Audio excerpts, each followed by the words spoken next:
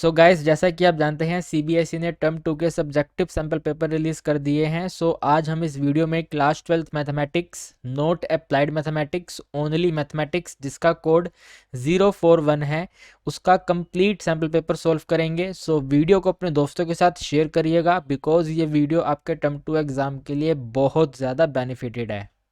सो देखिए guys, sample paper में हमें टोटल 3 सेक्शन दिए गए हैं, ए, बी और सी, जिसमें से सेक्शन ए रहेगा आपके 2 मार्क्स का, सेक्शन बी रहेगा आपके 3 मार्क्स का और सेक्शन सी रहेगा आपके 4 मार्क्स का। सेक्शन सी में ही आपको एक केस स्टडी क्वेश्चन देखने को मिलेगा, जो क्वेश्चन नंबर 14 होगा, यानी कि एकदम लास्ट का क्वेश्चन, जिनमें टोटल 2 पार्ट्स रहेंगे और दोनों के दोनों 2 मार्क्स के रहेंगे।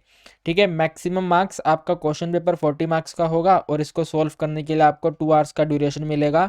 सो गाइज, हम भी पूरी डेफिनेटली कोशिश करेंगे कि पूरा सैम्पल पेपर हम 2 आवर्स से पहले कंप्लीट कर लें। सो जल्दी से सेक्शन ए स्टार्ट करेंगे। देखिए गाइज, सेक्शन ए का फर्स्ट क्वेश्चन आपको चॉइस के साथ दिया हुआ है और इंटीग्रेशन चैप्टर का है। दोनों ही इजी हैं। ठीक है, फर्स्ट थोड़ा सा कॉम्प्लिकेटेड है, उसके अंदर थोड़ा हमें प्लस माइनस करना पड़ेगा, बट इसका सेकंड पार्ट तो बहुत सिंपल है। तो आई विल सजेस्ट कि आप अपने एग्जाम में इसका सेकंड पार्ट करिएगा। ठीक है, अगर यही क्वेश्चन आ जाए तो सेकंड पार्ट इजी रहेगा। अभी मैं आपको दोनों पार्ट सॉल्व करवा दूंगा। सो फर्स्ट हमने यहाँ पर दोबारा से कॉपी कर लिया है एंड आप यहाँ पे ऐसे लिखेंगे सॉल्यूशन में, ये वैल्यू आई है, I for integration. So I for integration is equal to integration symbol, ऊपर आपको log x तो दिया ही हुआ है, उसको कॉपी कर देंगे, सिंपल log x। डिनोमिनेटर में वैल्यू सेम रहेगी, 1 प्लस में log x का होल स्क्वायर। ठीक है, यहाँ पे ऐसे करके dx। अब एक बार इसके अंदर +1 करेंगे और एक बार इसके अंदर -1 करेंगे। रियलिटी में हम न्यूमरेटर को डिनोमिनेटर से मैच करवा रहे हैं। ठीक है, तो +1 -1 करा। इसके बाद यहाँ पे इसको लिखेंगे i is equal to separation करेंगे, तो यहाँ पे ऐसे करके ब्रैकेट आ जाएगा, इसको सेपरेट करना है तो इसको ऐसे यहाँ पे लिख देंगे 1 प्लस log x। ठीक है ना, 1 plus log x divided by 1 plus log x की पावर 2, ऐसे करके होल स्क्वायर आ जाएगा और यहाँ पे ऐसे करके dx, then minus integration of, ये वाला 1 यहाँ पे आएगा, so 1 divided by, denominator same रहेगा 1 प्लस log x। ठीक है ना, 1 plus log x whole square और यहाँ पे ऐसे करके dx, दोनों को हमने अलग अलग कर लिया। ठीक है गाइस, अब थोड़ा आप इसको ध्यान से देखो तो ऊपर भी 1 प्लस log x है, डिनोमिनेटर में भी 1 प्लस log x है, दोनों आपस में कैंसिल हो जाएंगे, डिनोमिनेटर वैल्यू एग्जिस्ट करेगी। तो आप यहाँ पे लिखेंगे i is equal to integration of 1 divided by 1 plus log x। ठीक है, 1 divided by 1 plus log x dx, और ये यहाँ पे सेम लिख देंगे minus 1 divided by 1 plus log x का होल स्क्वायर। ठीक है, 1 प्लस log x का whole square dx। And guys, आपने एनसीईआरटी के क्वेश्चंस करे होंगे तो आपने इस टाइप के क्वेश्चन भी सीखे होंगे। हम इन टाइप के क्वेश्चन में बाय पार्ट्स का यूज़ करते हैं। ठीक है, तो हम कैसे करेंगे भाई, इस वाले पोर्शन में ना, इस वाले पोर्शन में बाय पार्ट्स का यूज़ करेंगे। ठीक है, तो यहाँ पे लिखेंगे भाई I is equal to, by parts कहता है लोगैरिथम फंक्शन के लिए अगर आपको कोई एक सेकंड फंक्शन नहीं दिया हुआ तो आप उसको मल्टीप्लाई 1 करके लिख सकते हैं। तो मैंने भी यहाँ पे ऐसे कर दिया, ये है मल्टीप्लाई 1। ठीक है, 1 मल्टीप्लाई बाय दिस नंबर। तो अगर हमने 1 मल्टीप्लाई करा है एंड आपको तो पता है भाई I L A T E के अकॉर्डिंग हमें फर्स्ट फंक्शन एज्यूम करना होता है, इनवर्स फंक्शन तो है नहीं हमारे पास, ये लोगैरिथम फंक्शन है। So logarithm function will be our first function. So यहाँ पे ये है फर्स्ट फंक्शन और ये है यहाँ पे 1 वाला सेकंड फंक्शन। तो फॉर्मूला होता है, फर्स्ट फंक्शन को सेम नोट करो, यानी कि 1 divided by 1 plus log x को एकदम सेम टू सेम नोट कर दो। ठीक है ना, और साथ में इंटीग्रेशन करना है आपको सेकंड का। सेकंड हमने 1 लिया था, तो अगर 1 का इंटीग्रेशन करेंगे x के रिस्पेक्ट पे और x इसके अंदर वेरिएबल है तो इसका आंसर सिंपल x हो जाएगा। तो यहाँ पे चलो लिख देते हैं, मैंने इंटीग्रेशन सिंबल डाला हुआ है तो ऐसे लिख देते हैं इंटीग्रेशन ऑफ 1। ठीक है, आप अपने एग्जाम में फटाफट सोल्व कर देना कि 1 का इंटीग्रेशन x होता है। देन हम इसमें माइनस साइन लगाएंगे और होल इंटीग्रेशन करेंगे, फर्स्ट का डेरिवेटिव करेंगे, सेकंड का इंटीग्रेशन करेंगे। तो फर्स्ट का डेरिवेटिव है भाई 1 divided by 1 plus log x। जब आप इसका डेरिवेटिव करेंगे ना तो ध्यान रखिएगा, आपको इसका डेरिवेटिव चेन रूल मेथड से करना है। तो सबसे पहले 1 बाय ए एज्यूम करके डेरिवेटिव करेंगे, इसका आंसर होगा -1 अपॉन में ए स्क्वायर, और ए की जगह पे आप ये लिख दोगे, सो -1 divided by 1 plus log x का होल स्क्वायर। इसके बाद ये वाला वैल्यू जो है डिनोमिनेटर, इसका भी डेरिवेटिव करेंगे। तो 1 का तो 0 हो जाएगा, इसमें एडिंग करना है log x का डेरिवेटिव जैक की 1/x होगा, 0 प्लस 1/x करेंगे टोटल 1/x, तो इसके साथ में यहाँ पे ऐसे करके 1/x। तो टोटल वैल्यू अपने को ये नोट करनी है, ठीक है। 1 को 1 से मल्टीप्लाई कर देंगे तो -1 होगा, तो हम डायरेक्ट वो वाला वैल्यू नोट करेंगे। तो यहाँ पे ऐसे लिखेंगे -1 डिवाइडेड बाय, यहाँ पे तो ऐसे आ गया ये 1 प्लस में log x का होल स्क्वायर, ठीक है ना, 1 प्लस log x का होल स्क्वायर, इसके साथ में ऐसे करके 1 डिवाइडेड बाय x, ये वाला सिर्फ डेरिवेटिव पोर्शन है, इसके साथ में सेकंड का इंटीग्रेशन करना है, सेकंड का इंटीग्रेशन 1 का इंटीग्रेशन करना है जो कि x है, तो साथ में यहाँ पे ऐसे करके x मल्टीप्लाई होगा, इस पूरे का जो भी टोटल आंसर होगा उसका हम यहाँ पे ऐसे इंटीग्रेशन करेंगे, और फिर मैं वापस ब्लू पेन से नोट कर देता हूँ ये वाला पोर्शन, ठीक है। पर्पल वाले पोर्शन में हमने खाली बाय पार्ट्स यूज करा, अब मैं यहाँ पे ब्लू पोर्शन नोट कर रहा हूँ। So minus integration of 1 divided bye with in bracket 1 plus में log x का होल स्क्वायर, और इसके साथ यहाँ पे ऐसे करके dx, ठीक है गाइस।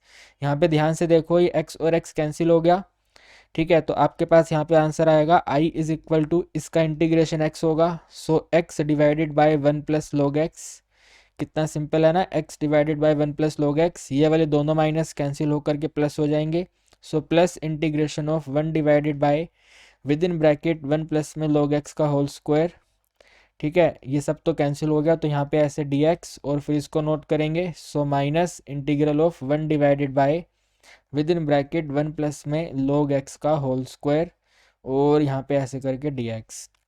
अब आपको अपनी स्क्रीन पे बिल्कुल प्रॉपर नज़र आ रहा होगा कि दोनों चीज़ सेम है, और अगर सेम है तो दोनों कैंसिल हो जाएंगे, और क्योंकि दोनों ही कैंसिल हो गए तो आप यहाँ पे लिख देंगे भाई i इज इक्वल टू, यही वाला आपका आंसर आ गया, बस कांस्टेंट ऑफ इंटीग्रेशन ऐड करना है। So i is equal to x divided by 1 plus में log x, ठीक है ना, 1 प्लस में log x, और एडिंग इसमें constant of integration. So this is the final answer of first question का फर्स्ट पार्ट, ठीक है ना गाइस, समझ पा रहे हो ना, फर्स्ट क्वेश्चन के फर्स्ट पार्ट का ही डेफिनेट आंसर है। अब करेंगे फर्स्ट वाले क्वेश्चन के चॉइस वाला, जो मैंने आपको कहा था अगर एग्जाम में आया तो वो इजी रहेगा। सो ये है हमारे फर्स्ट वाले क्वेश्चन का सेकंड पार्ट, ठीक है।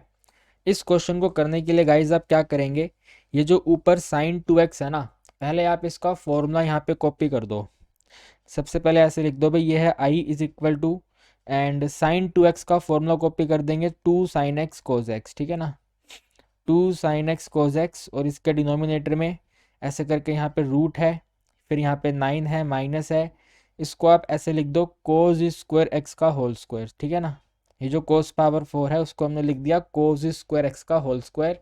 नाउ जो स्क्वायर में कोज स्क्वायर x है इसको हम t ले लेंगे, सब्सटीट्यूशन मेथड का यूज़ कर रहे हैं, तो यहाँ पे लिख देंगे put cos square x is equal to में t, चेन रूल के अकॉर्डिंग डेरिवेटिव होगा तो पहले 2 बेस पर, देन यहाँ पे ऐसे करके कोस x, और फिर कोस का डेरिवेटिव होगा which is minus of sign x, bracket close, और t का डेरिवेटिव dt अपॉन में dx, ठीक है गाइस। माइनस को शिफ्ट करना पड़ेगा क्योंकि हमारे पास ये 2 साइन x कोस x तो है, नेगेटिव नंबर नहीं है, तो आप इसको ऐसे लिख दोगे 2 साइन x कोस x मल्टीप्लाई करके ऐसे आएगा 2 साइन x कोस x, इसके साथ में यहाँ पे dx इक्वल टू में माइनस ऑफ dt, ठीक है। अब अपने क्वेश्चन को मॉडिफाई कर लो, ये वाला क्वेश्चन यहाँ पे ऐसे हो जाएगा भाई i is equal to dx की वैल्यू के साथ में ये जो पूरा कंप्लीट है इसकी जगह पे माइनस dt आएगा, so integration symbol minus of dt, और इसके डिनोमिनेटर में रूट तो रहेगा ही रहेगा, 9 की जगह पे लिख देंगे 3 की पावर 2, और कोज स्क्वायर को हमने माना है t, तो दिस इज t की पावर 2, और dt तो अपने नोट किया हुआ है। अब ये रूट में है और 3 माइनस में 2 स्क्वायर है, तो डेफिनेटली इसका आंसर साइन इनवर्स में चला जाएगा, तो आप यहाँ पे लिखेंगे i इज इक्वल टू, सबसे पहले तो ये वाला नेगेटिव आएगा, सो ये नेगेटिव आ गया, फिर यहाँ पे साइन इनवर्स आएगा तो साइन इनवर्स आ गया, इसके साथ में वेरिएबल अपॉन में कांस्टेंट आएगा t अपॉन a आएगा, सो यहाँ पे t आ गया, और a का वैल्यू यहाँ पे 3 आ गया, ब्रैकेट को क्लोज करा, कांस्टेंट ऑफ इंटीग्रेशन, एकदम सिंपल था, this is very simple. t का वैल्यू वापस से पुट कर देंगे, सो ये बनेगा i इज इक्वल टू में माइनस ऑफ साइन इनवर्स, ठीक है ना, t का वैल्यू है cos square, so with in bracket note करेंगे इसको cos square x divided bye 3, और इसमें एडिंग कांस्टेंट ऑफ इंटीग्रेशन, इसको आगे सॉल्व करने की बिल्कुल भी नीड नहीं है, this is our final answer. Guys देखिए सेकंड क्वेश्चन एकदम इजी है। डिफरेंशियल इक्वेशन में आपको वेरी वेरी सिंपल ऑर्डर और डिग्री को एडिशन करके बताना है क्या होगा। और आप देखिए क्वेश्चन भी किस टाइप का दिया हुआ है। सीबीएसई को ये लगता है कि क्लास 12 के स्टूडेंट को ये नहीं मालूम कि ये क्या लिखा हुआ है। अरे गाइस वेरी वेरी सिंपल है, ये डबल डेरिवेटिव लिखा हुआ है। तो it is d square y upon में डी एक्स स्क्वायर, और इक्वल टू में 5 तो सेम रहेगा। इक्वल टू में 5 हो चाहे कुछ भी हो, उससे अपने को तो लेना देना ही नहीं है। D square y d x square second order का डेरिवेटिव है, यानी कि ओ फोर ऑर्डर का जो आंसर बनेगा वो हमारा 2 हो जाएगा। एंड डी फॉर डिग्री, तो इस ऑर्डर का डिग्री कितना है, इस ऑर्डर का पावर कितना है, तो भाई इस ऑर्डर का टोटल पावर तो 1 है, तो यहाँ पे वैल्यू 1 हो जाएगा। आपको इन दोनों को ऐड करना है, 2 + 1 करोगे 3, आपका आंसर आ जाएगा। खेल खत्म हो गया। Very simple question. Guys question number 3 vector chapter का है, और बेसिकली आपको प्रूफ करना है कि अगर आप ए कैप और बी कैप का मैग्नीट्यूड करेंगे तो इसका टोटल वैल्यू 2 cos θ/2 होता है, जहां पर कंडीशन दिया हुआ है कि ए कैप और बी कैप जो है वो यूनिट वेक्टर हैं। ये बहुत बढ़िया है। यूनिट वेक्टर का मतलब है अगर अपने को कहीं पे ए कैप का मैग्नीट्यूड करना पड़ेगा तो आंसर 1 रहेगा, एंड इसी तरह अगर अपने को बी कैप का मैग्नीट्यूड करना पड़ेगा तो इसका भी आंसर 1 रहेगा। एकदम सिंपल है। अब यहाँ पे आपको मैग्नीट्यूड मैग्नीट्यूड दिया हुआ है, और इधर भी आपको मैग्नीट्यूड चाहिए, और क्योंकि a प्लस बी का मैग्नीट्यूड चाहिए तो हम इस क्वेश्चन की स्टार्टिंग करेंगे a प्लस बी के होल स्क्वायर से। ए कैप प्लस में बी कैप का whole square, A cap B cap का होल स्क्वायर बन जाएगा भाई ए स्क्वायर, यानी कि ऐसे करके A cap square, plus B square यानी कि ऐसे करके बी कैप स्क्वायर, और प्लस में 2 multiply by A cap multiply by B cap. A multiply B का मतलब है आपको डॉट प्रोडक्ट अप्लाई करना है। तो आपको तो पता है यार, जो डॉट प्रोडक्ट होता है, ये ए डॉट जो बी होता है, ये simple simple cos theta multiply magnitude a multiply magnitude b होता है। ठीक है, वेक्टर के बीच में एंगल्स को डिटरमाइन करने के लिए हम लिखते थे cos theta equal to a dot b upon में ए कैप और बी कैप का मैग्नीट्यूड। तो ए कैप और बी कैप का मैग्नीट्यूड क्रॉस मल्टीप्लाई करा तो ये ए कैप और बी कैप का आंसर आ गया ये वाला। ठीक है ना। वैसे तो आपको भी पता है कि भाई ए कैप और बी कैप को मल्टीप्लाई करेंगे तो आई आई मल्टीप्लाई होगा, जे जे मल्टीप्लाई होगा, के मल्टीप्लाई होगा, बट यहाँ पे ऐसा कोई सीन है नहीं, तो अपन यहाँ पे इसको नोट करेंगे। और नेक्स्ट वाले स्टेप में इसकी जगह पर ये cos थीटा वाली फॉर्म नोट कर देंगे, तो ये यहाँ पे सेम रहेगा, इसको नोट कर देते हैं। ए कैप प्लस में बी कैप का होल स्क्वायर इक्वल टू, इसका मैग्नीट्यूड 1 है तो इट इज़ 1 का स्क्वायर 1, इसका भी मैग्नीट्यूड 1 है तो इट इज़ ऑल्सो 1 का स्क्वायर 1, एडिशन 2, और साथ में यहाँ पे cos थीटा, और साथ में देखो मैग्नीट्यूड ए मैग्नीट्यूड भी दोनों 1 है, मैग्नीट्यूड ए मैग्नीट्यूड भी दोनों 1 है। तो अगर आप यहाँ पे 1 और 1 को मल्टीप्लाई करोगे तो सिंपल cos थीटा रहेगा, तो अपन यहाँ पे सिंपल cos थीटा लिखेंगे, और इसके बाद इनको एडिंग कर देंगे, 1 + 1 2 हो जाएगा, तो 2 + में 2 cos थीटा, और इसके बाद अपन 2 को कॉमन ले लेंगे, विद इन ब्रैकेट 1 + में cos थीटा आ गया। ठीक है ना, within bracket 1 + cos theta आ गया। फॉर्मूला अप्लाई करेंगे भाई, 1 + cos theta sorry cos 2 theta जो होता है 2 cos स्क्वायर थीटा होता है। एंड आपको यहाँ पर क्योंकि सिंपल थीटा दिया हुआ है तो हमारा अपोजिट साइड में एंगल और हाफ हो जाएगा। ठीक है ना, यहाँ पे 2 थीटा है तो यहाँ पे थीटा है, इसी तरह यहाँ पे अगर थीटा है तो यहाँ पे आंसर θ/2 हो जाएगा। तो यहाँ पे इसको लिखेंगे 2 मल्टीप्लाई बाय, ये वाला 2 तो सेम रहेगा, सो इसको 2 लिख दिया, बाकी वाला वैल्यू बन जाएगा यहाँ पे cos square of theta divided by 2, यहाँ पे ये सेम रहेगा, ये सेम रहेगा, यहाँ पे मैं नोट कर दूँ बल्कि यहाँ पे सेम रहेगा, और यहाँ पे आपके पास वैल्यू आ जाएगी भाई ए कैप प्लस में बी कैप का whole square is equal to में टोटल आ गया ये 4 cos स्क्वायर थीटा। ठीक है ना, 4 cos स्क्वायर θ/2। आपको यहाँ पे सिंपल सिंपल ये वाली फॉर्म चाहिए, तो इस वाली फॉर्म को लाने के लिए इस वाले स्क्वायर को यहाँ पे शिफ्ट कर दो, जो स्क्वायर रूट हो जाएगा।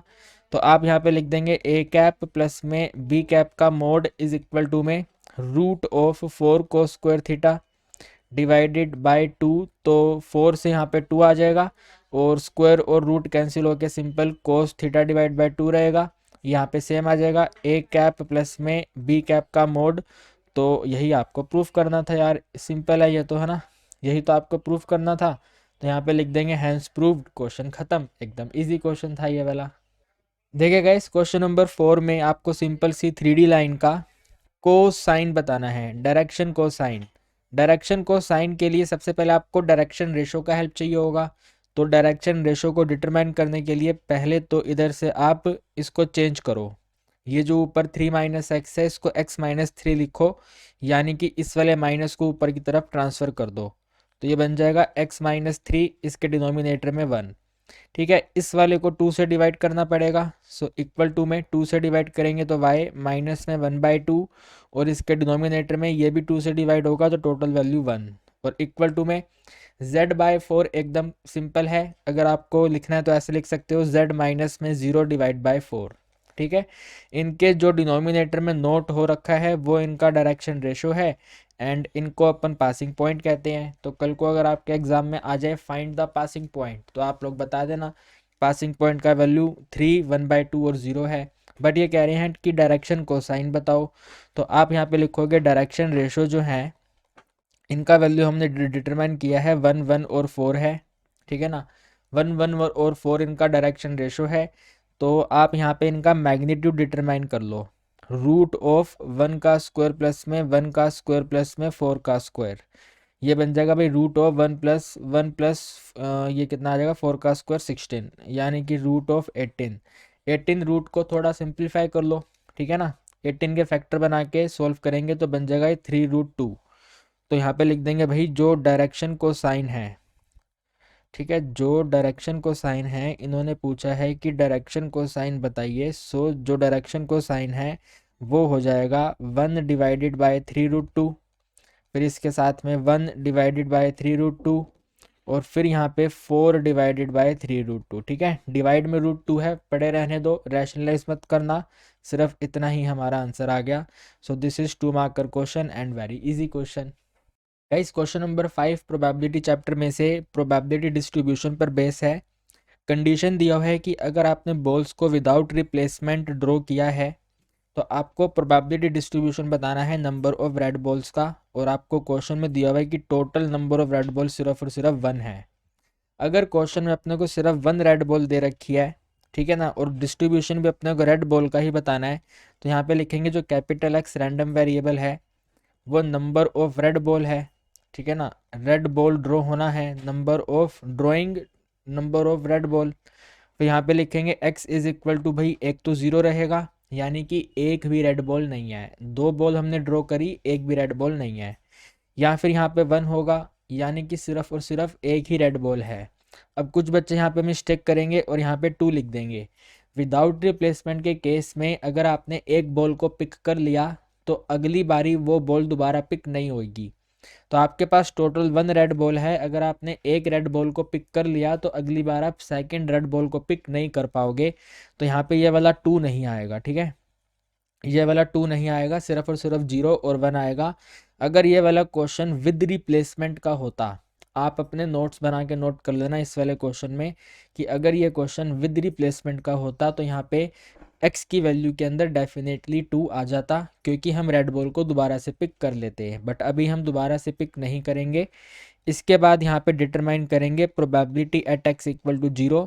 इसका मीनिंग होगा probability of no red ball.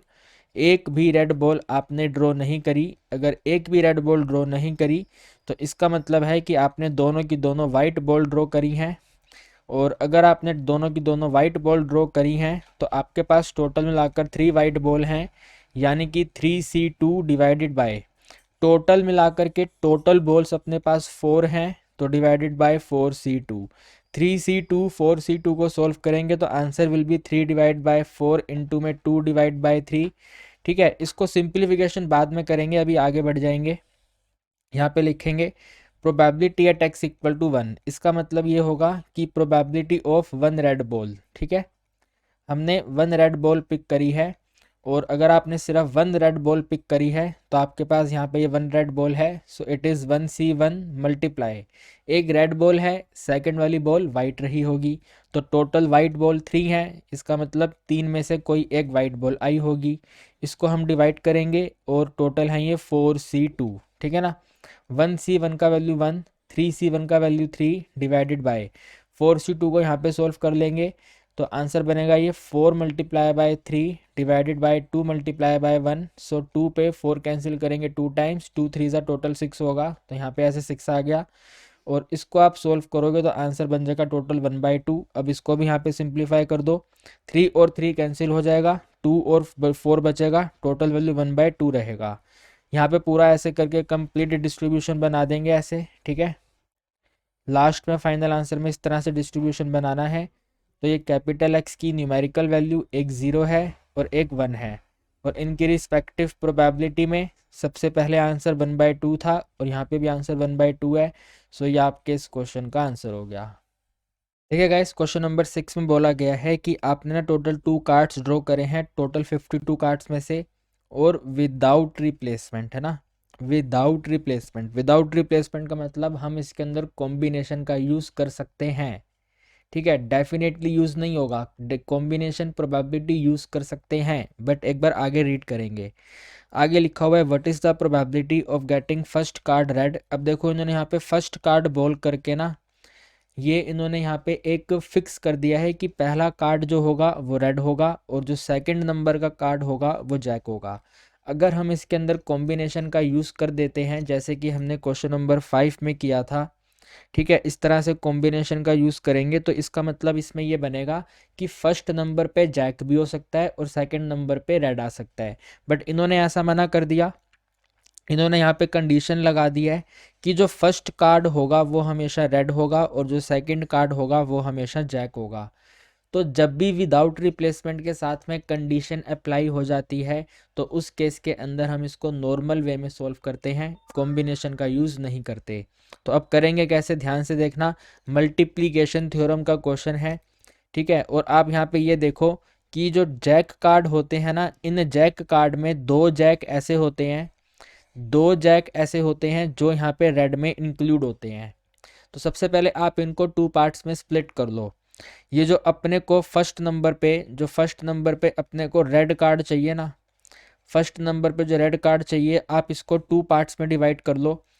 Case number 1 बन जाएगा यहाँ पे ऐसे करके, केस नंबर 1 बनेगा, आपने फर्स्ट कार्ड पे ड्रॉ करा वो रेड कार्ड था, बट कौन से वाला, जिसमें जैक इंक्लूड नहीं था, जिसमें जैक इंक्लूड नहीं था। यानी कि आप यहाँ पे ऐसे लिख सकते हैं, आपने केस नंबर 1 में एक non jack red card draw करा, ठीक है, non jack red card draw करा, केस नंबर 1 फुलफिल हो गया। पहले वाले नंबर पे आपको रेड कार्ड चाहिए तो हमने यहाँ पे रेड कार्ड लिख लिया। अभी रेड कार्ड तो है लेकिन कैसे वाला रेड कार्ड है, जिसमें जैक इंक्लूड नहीं है, ठीक है, जिसमें जैक इंक्लूड नहीं है। तो केस नंबर 1 में फर्स्ट नंबर पे ये आ जाएगा नॉन जैक कार्ड, और नॉन जैक कार्ड के साथ में सेकंड नंबर पे कौन सा आएगा, जैक कार्ड आएगा। अब सेकंड नंबर, अगर यहाँ पे फर्स्ट वाले नंबर पे नॉन जैक कार्ड है तो सेकंड वाले नंबर पे तो जैक आ ही सकता है, ठीक है ना। देखो टोटल जैक कार्ड हमारे 4 होते हैं, इनमें से 2 ब्लैक होते हैं और 2 हमारे रेड होते हैं। तो हमने यहाँ से रेड वालों को रिमूव कर दिया, तो हमने यहाँ से रेड वालों को रिमूव कर दिया। तो अगर रेड वाला यहाँ पे रिमूव हो चुका है तो यहाँ पे तो जैक कार्ड के नाम पे आ ही सकता है। तो यहाँ पे लिखेंगे मल्टीप्लाई बाय सेकंड वाला कार्ड है टोटल जैक कार्ड, तो आप ऐसे लिख दो 4 जैक कार्ड, है ना, 4 जैक कार्ड में से कोई हमने यहाँ पे एक ड्रॉ किया होगा। तो अगर इसका आंसर हम यहाँ पे बनाएंगे तो नॉन जैक टोटल रेड होते हैं 26, 26 में से नॉन जैक को रिमूव करेंगे तो टोटल हो जाएगा ये 24। सो it is 24 divided by 52 multiply.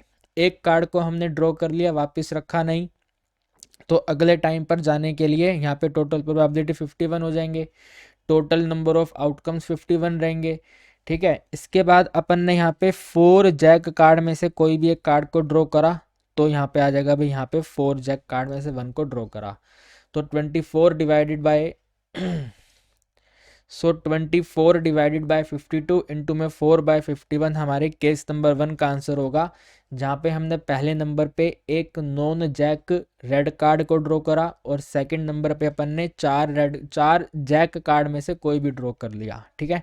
इसी तरह गाइज यहाँ पे लिखेंगे केस नंबर 2, और जैसे हमने यहाँ पे केस नंबर 1 में लिखा था नॉन जैक रेड कार्ड, तो अब आप यहाँ पे लिखेंगे जैक रेड कार्ड, ठीक है। जो हमने फर्स्ट वाले पे रेड कार्ड को ड्रॉ किया है वो रेड कार्ड कैसा है, वो खुद जैक है, ठीक है। हमने किया तो भाई रेड कार्ड को ड्रॉ था, बट बाय चांस क्या हो गया, वो जैक आ गया। तो इसका आंसर बन जाएगा यहाँ पे 2 डिवाइडेड बाय 52। ठीक है, 225 लिख दिया, 52 आएगा। बोला आई थिंक मैंने करेक्ट है 52, और लिख मैंने गलत दिया। तो यहाँ पे ऐसे 52 देन मल्टीप्लाई। अब इसके साथ में हमें यह वाला कंडीशन चाहिए कि सेकंड नंबर पे जैक आया होगा। तो यहाँ पे लिख देंगे भाई सेकंड नंबर पे जैक कार्ड को ड्रॉ किया हमने। ठीक है, जैसा कि मैंने आपको कहा कि भाई 2 रेड कार्ड होते हैं और 2 ब्लैक कार्ड होते हैं जो जैक होते हैं।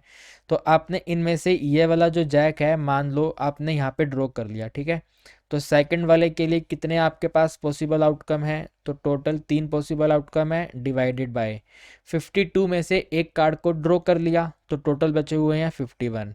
तो इन दोनों केसेस को आपस में मर्ज करने के लिए अपन यहाँ पे और का यूज़ करेंगे। ठीक है ना, और का मतलब आइदर ये वाला केस होगा और ये वाला केस होगा। तो और को इंक्लूड करने के लिए इन दोनों के आंसर को ऐड करेंगे, यानी कि हम यहाँ पे लिखेंगे जो इसका टोटल आंसर है वो 24 इंटू में 4 डिवाइडेड बाय 52 इंटू में 51 addition 2 multiply by 3 divided by 52 multiply 51 है। आप डिनोमिनेटर को कॉमन ले लो, 1 डिवाइडेड बाय 52 इंटू में 51 कॉमन, विद इन ब्रैकेट रहेगा ये 24 इंटू में 4 प्लस में 2 मल्टीप्लाई बाय 3, बल्कि न्यूमरेटर में भी कॉमन ले लेते हैं, है ना, सोल्व करना इजी रहेगा ना। न्यूमरेटर वैल्यू में भी कॉमन ले लेते हैं, तो न्यूमरेटर वैल्यू में से अपन 6 कॉमन ले लेते हैं, 6 को कॉमन ले लेंगे। तो विद इन ब्रैकेट हमारे पास इसमें से हमने 6 कॉमन ले लिया तो वैल्यू है 4, तो 4 मल्टीप्लाई बाय 4, ये 2 इंटू 3 6 है, कॉमन ले लिया तो यहाँ पे 1 रहेगा। ठीक है, 6 और 51 को अपन कैंसिल कर देते हैं 3 के टेबल पे, तो 3 2 ज़ा 6, सो 3 1 ज़ा 3 एंड 3 7 ज़ा 21। ठीक है ना, और फिर 2 पे कट कर देंगे, 2 पे 52 कट कर देंगे, सो 2 पे 52 यहाँ पे आ जाएगा 26। और इसको सोल्व करेंगे तो यहाँ पे सोल्व कर देता हूँ, 4 इंटू 4 16, 16 में 1 ऐड करेंगे 17, 17 के साथ में यहाँ पे है 1 अपॉन में 26 मल्टीप्लाई बाय 17, 17 17 कैंसिल, तो आंसर बना 1/26। ठीक है, टोटल आंसर आ गया हमारे क्वेश्चन नंबर 6 का, जो कि सेक्शन ए का लास्ट भी है 1 अपॉन में 26। और सेक्शन बी के सारे क्वेश्चन हमारे 3 मार्क्स के रहेंगे। टोटल 4 क्वेश्चन है इसमें, 7 क्वेश्चन। ये टोटल वैल्यू इक्वल है, ये वाला एक क्वाड्रेटिक फैक्टर है जिसके फैक्टर नहीं बन पाए, जो स्प्लिट नहीं हो पाया, तो उसको ऐसे लिख देंगे यहाँ पे ए एक्स प्लस में बी डिवाइडेड बाय एक्स की पावर 2 प्लस में 1। ये वाला एक्स है सिंगल लीनियर फैक्टर है, तो सिंगल लीनियर फैक्टर के लिए लिख देंगे सी डिवाइडेड बाय एक्स। अब इनको क्रॉस मल्टीप्लाई करके हमें ए बी और सी वैल्यू कैलकुलेट करना पड़ेगा। सो यहाँ पे ऐसे लिखेंगे right hand left hand side में एक्स प्लस 1 डिवाइडेड बाय, मतलब सेम रिपीट कर देंगे ना, एक्स की power 2 plus 1 multiply x is equal to, यहाँ पे क्रॉस मल्टीप्लाई करेंगे तो ये वाली टर्म इससे मल्टीप्लाई हो जाएगी। सो ये बन जाएगा यहाँ पे ए एक्स प्लस में बी मल्टीप्लाई बाय एक्स, और ये वाला सी इससे मल्टीप्लाई होगा, so addition c multiply by x की पावर 2 प्लस 1, एंड डिनोमिनेटर में आप यहाँ पे नोट करेंगे एक्स की पावर 2 प्लस 1, और यहाँ पे ऐसे x। दोनों तरफ के डिनोमिनेटर वैल्यू को कैंसिल करने पर हमारा आंसर बनेगा x plus 1 is equal to, इनको मल्टीप्लाई कर देते हैं, ये यहाँ पे मल्टीप्लाई होगा, so it is a x square, और ये वाला x जब b से मल्टीप्लाई होगा तो वेरी सिंपल यहाँ पे ऐसे बी एक्स, देन ये c यहाँ पे मल्टीप्लाई होगा तो यहाँ पे ऐसे करके सी एक्स स्क्वायर, और ये c जब यहाँ 1 पे मल्टीप्लाई होगा तो वेरी वेरी सिंपल c। अब इन्हें आपको करना है कंपेयर, तो यहाँ पे आप लिखेंगे बाय कंपेयरिंग।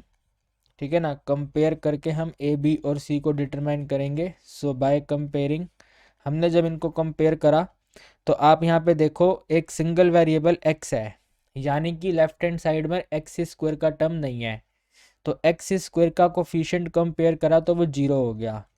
एंड इसी तरह यहाँ पे एक एक्स स्क्वायर का टर्म ये है और एक एक्स स्क्वायर का टर्म ये है, तो इक्वल टू में यहाँ पे आ जाएगा ए, ये वाला हमने लिख दिया ए, और यहाँ से ये वाला सी, तो ए प्लस में सी। ठीक है, ए प्लस में सी का टोटल वैल्यू जो है वो 0 है। इसके साथ में आप यहाँ पे देखो ये जो 1 है single only only constant term है, तो सिर्फ और सिर्फ कॉन्स्टेंट टर्म तो आपके पास यहाँ पे ये सी है, तो यहाँ पे आप लिख दोगे कि जो सी का वैल्यू है वेरी वेरी सिंपल 1 है। ठीक है, जो सी का वैल्यू है वेरी वेरी सिंपल 1 है, और इस सी वैल्यू 1 को यहाँ पे सब्सिट्यूट करेंगे तो ए आ जाएगा। सो 0 इज इक्वल टू में ए प्लस में 1, तो आपका आंसर बना ए इक्वल टू -1, ठीक है ना। ए का वैल्यू -1 है और सी का वैल्यू 1 है। नाउ ये वाला जो बी एक्स है ये आपका सिंगल वेरिएबल का टर्म है, लीनियर फैक्टर है, और यहाँ पे सिंपल वेरिएबल ये वाला है, ओनली एक्स है। तो आपको पता चला कि भाई x का जो कोफिशिएंट है वो 1 है, और राइट हैंड साइड में x का कोफिशिएंट b है, सो b का वैल्यू 1 आ गया। एक बार आप यहाँ तक इसको अच्छे से देख लो, कंपेयर करके हमने a b c डिटरमाइन कर लिया, a वैल्यू -1, b वैल्यू 1 और c वैल्यू 1। और अब हम इन तीनों वैल्यू को अपनी इस इक्वेशन में सब्स्टिट्यूट करेंगे, तो उसको मैं नेक्स्ट पेज पे नोट करता हूँ। तो यहाँ पे हम ऐसे नोट करेंगे, that x plus 1 divided by denominator x की power 2 plus 1 bracket close multiply x, इसका जो टोटल वैल्यू है वो ए एक्स प्लस में b है।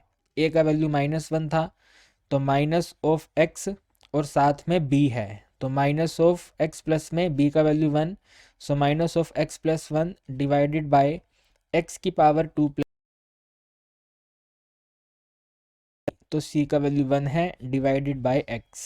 अब आपको इसका इंटीग्रेशन करने की बजाय इसका इंटीग्रेशन करना है, ठीक है। तो इंटीग्रेशन करने के लिए आप यहाँ पे ऐसे इस तरह से ये सिंबल लगा दो, ऐसे करके इंटीग्रेशन, ठीक है। यहाँ पे भी ऐसे करके इंटीग्रेशन सिंबल, और इधर भी ऐसे करके इंटीग्रेशन सिंबल, ठीक है ना। यहाँ पे आप इसको सेपरेट कर दो, तो इसके नेक्स्ट वाले स्टेप में ऐसे लिखो इसको, integration of minus of x divided by x की पावर 2 प्लस 1 dx, ठीक है ना। और साथ में वो +1 था, तो ऐसे करके प्लस, फिर integration symbol 1 divided bye x की पावर 2 प्लस 1 ऑफ dx, और फिर ये लास्ट वाली term adding integration of 1 divided bye x dx, ठीक है। इसका भी इंटीग्रेशन आपको पता है, इसका भी इंटीग्रेशन आपको पता है, ठीक है ना। इसका आपका इंटीग्रेशन tan इनवर्स में जाएगा, और इसका इंटीग्रेशन आपका लोगैरिथम में जाएगा। इसको आपको सब्स्टिट्यूशन मेथड से सॉल्व करना पड़ेगा, तो हम यहाँ पे अलग से देख लेते हैं कि वो कैसे सोल्व होगा, ठीक है। अपने को दिया हुआ है minus of x divided by x की पावर 2 प्लस 1 ऑफ dx, तो डिनोमिनेटर को t ले लेंगे, यहाँ पे लिख देंगे, सब्स्टिट्यूट करेंगे, x की power 2 plus 1 is equal to में t, x की पावर 2 का डेरिवेटिव 2x, 1 का डेरिवेटिव 0, t का डेरिवेटिव dt अपॉन में dx, क्रॉस मल्टीप्लाई करेंगे, x multiply by dx is equal to में 2 यहाँ पे आएगा, तो 1/2 ऑफ dt, ठीक है। ये वाला क्वेश्चन आपका चेंज हो जाएगा, ये अब इस तरह से हो जाएगा, माइनस तो रहेगा ही रहेगा, तो माइनस जो ये वाला x है और ये वाला dx है, ये 1/2 dt हो गया, तो यहाँ पे ऐसे लिख देंगे 1/2 ऑफ dt, ठीक है ना। इसके डिनोमिनेटर में ये x की पावर 2 प्लस 1 को आपने लिया था t, तो बेसिकली आपका आंसर बना -1/2 इंटीग्रेशन ऑफ 1/t dt, ठीक है ना। -1/2 1/t dt, 1/t का log ऑफ t, ठीक है। t का वैल्यू वापस पुट कर देंगे, तो -1/2 multiply by log of under mod x की पावर 2 प्लस में 1 मोड क्लोज, तो ये वाला आंसर है आपका अकॉर्डिंग टू सब्स्टिट्यूशन मेथड।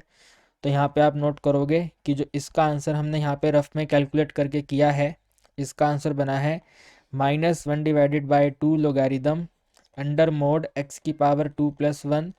इसका आंसर बहुत ही सिंपल tan इनवर्स हो जाएगा, तो इसमें एडिंग कर देंगे भाई tan इनवर्स ऑफ x, और इसका भी आंसर वेरी वेरी सिंपल हो जाएगा, ओनली log x, तो यहाँ पे ऐसे करके log x, लास्ट में एडिंग कर देंगे constant of integration, so this is your final answer.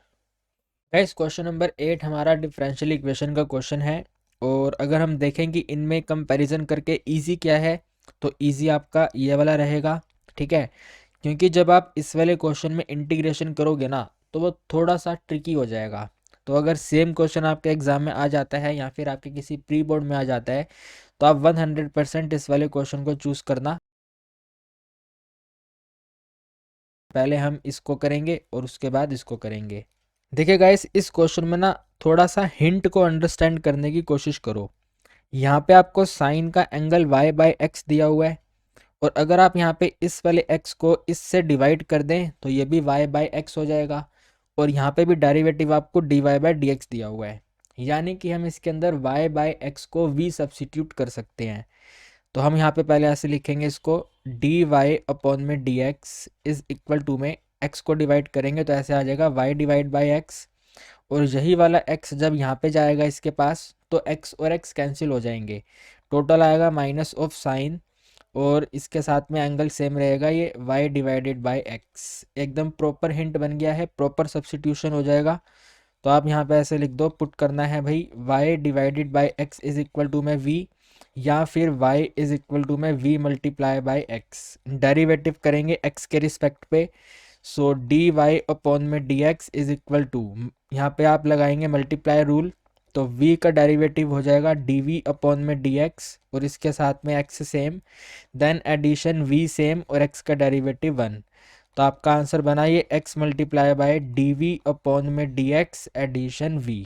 ठीक है, क्वेश्चन को मॉडिफाई कर रहे हैं, इसको हम यहाँ पे नोट करेंगे कि ये जो ये डी वाई अपॉन में डी एक्स है, इसकी जगह पे हम ये नोट कर देंगे, तो x multiply by D we upon में डी एक्स, इसमें एडिंग है v इज इक्वल टू में ये वाला जो y बाय x है इसको हमने v सब्सिट्यूट किया तो v, और माइनस साइन तो सेम रहेगा, साथ में जो y बाय x है वो v हो जाएगा। ये दोनों v आपस में कैंसिल, अपने पास वैल्यू आ गया x multiply by D we upon में D x is equal to minus of sine v। ठीक है, क्रॉस मल्टीप्लाई करेंगे, वेरिएबल सेपरेबल का क्वेश्चन हो चुका है ये, तो इस तरह से बन जाएगा भाई ये साइन इधर आएगा ना, तो माइनस सॉरी 1 अपॉन में साइन वी, ठीक है 1 अपॉन में sine v d v is equal to d x को यहाँ पे ट्रांसफर करेंगे ऐसे, माइनस तो पहले से ही है, और ये वाला x यहाँ पे आएगा डिवाइड में, तो -1 बाई एक्स डी एक्स। ठीक है, 1 बाय साइन वी को आप ऐसे लिख दो, ये है कोसेक वी। ठीक है, this is the cosec v, cosec v d v is equal to minus of 1 divided by x into d x. अब इसके बाद गाइज यहाँ पे सिंपल लिख देंगे इंटीग्रेटिंग बोथ साइड, यानी कि बेसिकली अपने को इंटीग्रेशन करना है, बट यहाँ पे नोट करना पड़ेगा। ठीक है, इंटीग्रेशन बोथ साइड, दोनों तरफ इंटीग्रेशन करने जा रहे हैं, तो यहाँ पे इस तरह से आ जाएगा भाई इंटीग्रेशन ऑफ कोसेक वी। ठीक है, इंटीग्रेशन ऑफ कोसेक वी, यहाँ पे ऐसे डी वी, और यहाँ पे ऐसे integration of -1 divided by x of D x. यहाँ पे इंटीग्रेशन करेंगे फटाफट से, कोसेक वी का इंटीग्रेशन हो जाएगा आपका लॉग,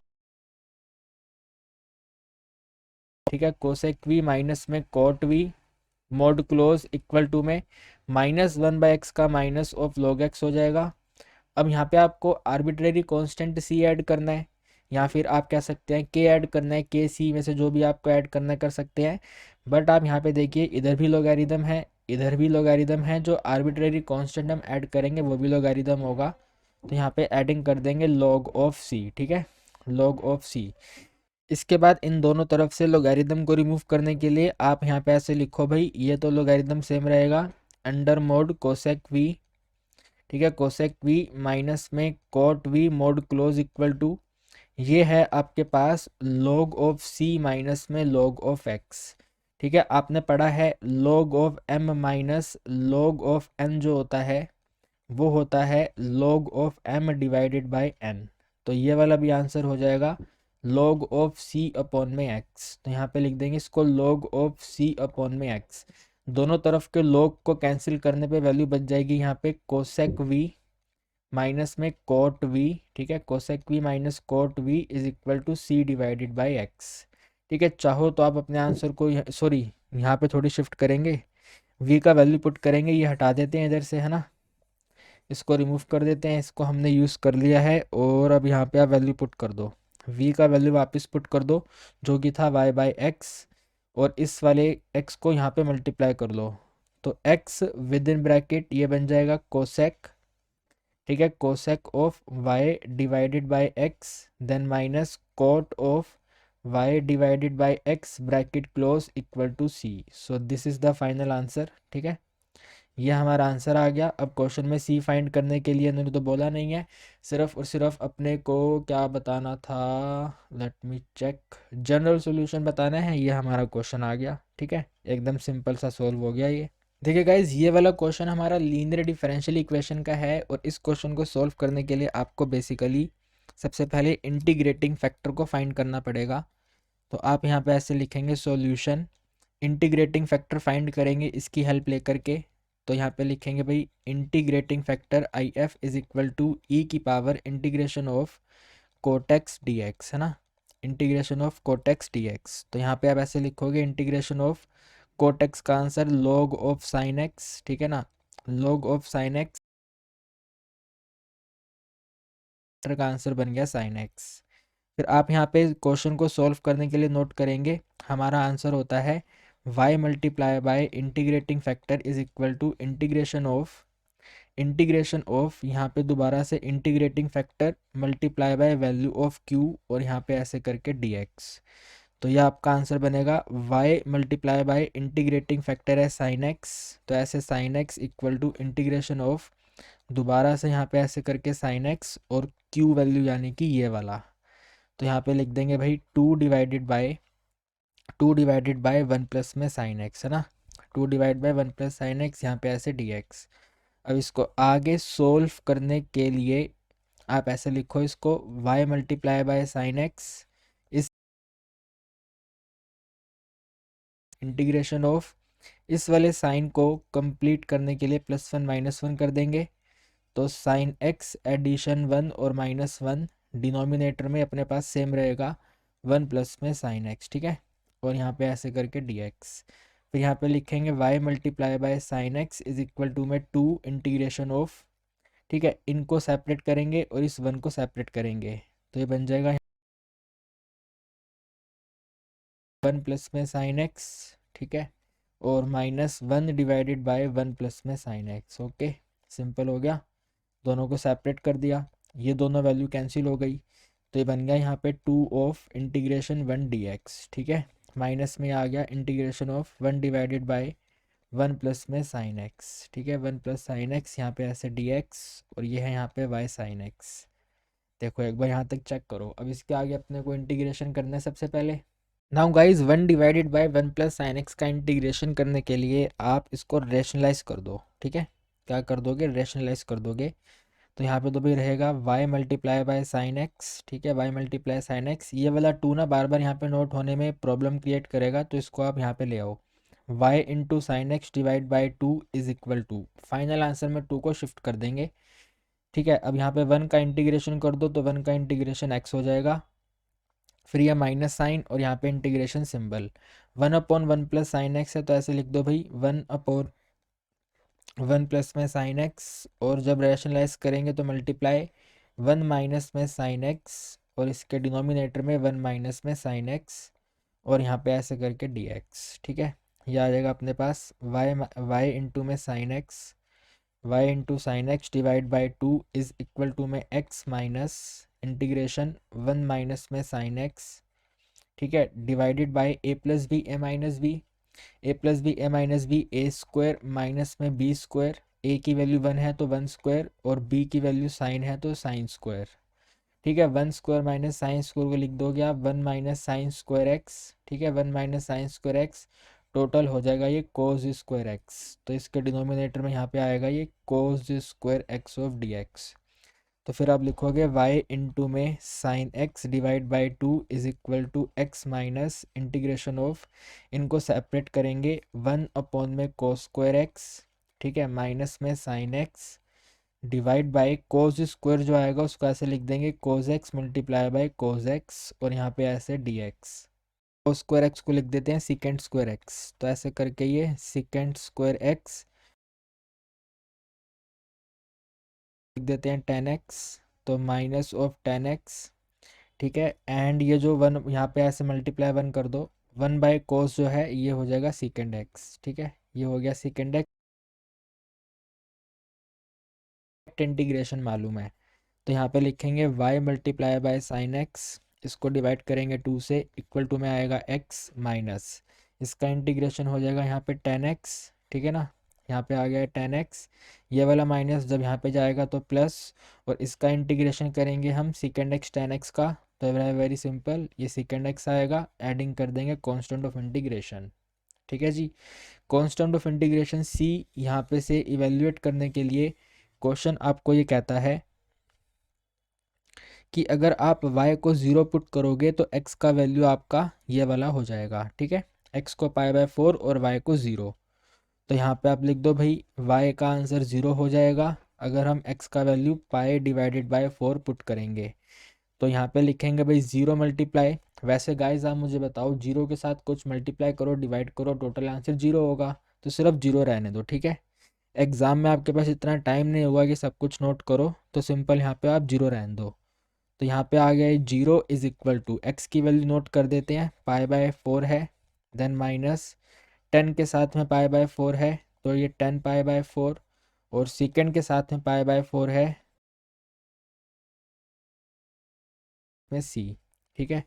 0 इज इक्वल टू ये π/4 सेम रहेगा, माइनस 10 π/4 1, और सेकेंड π/4 वेरी वेरी सिंपल √2, और इसमें एडिंग करेंगे सी। इसके बाद गाइज आपको सी का वैल्यू फाइंड करना है, तो ये वाला 1 यहाँ पे आके प्लस हो जाएगा, तो ऐसे लिखेंगे सी इज इक्वल टू में 1, फिर ये वाला √2 यहाँ पे माइनस होगा, तो -√2, और फिर ये π/4 यहाँ पे आएगा, सो माइनस ऑफ π/4, तो ये पूरी की पूरी हमारी टोटल कांस्टेंट सी का आंसर है, ठीक है।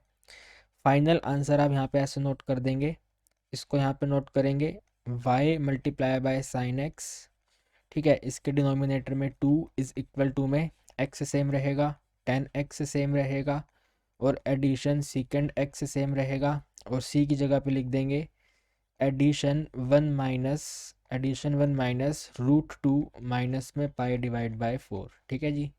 ये आपके इस क्वेश्चन का आंसर आ गया। अगर आप इस आंसर को अपने क्या कहते हैं मार्किंग स्कीम से मैच करेंगे तो डेफिनेटली हमारा आंसर उनसे अलग है, क्योंकि उन्होंने यहाँ पे इस वाले पोर्शन का इंटीग्रेशन डिफरेंट मेथड से किया है। बट कोई बात नहीं, अगर उन्होंने डिफरेंट मेथड से किया है तो उनका आंसर भी डिफरेंट है।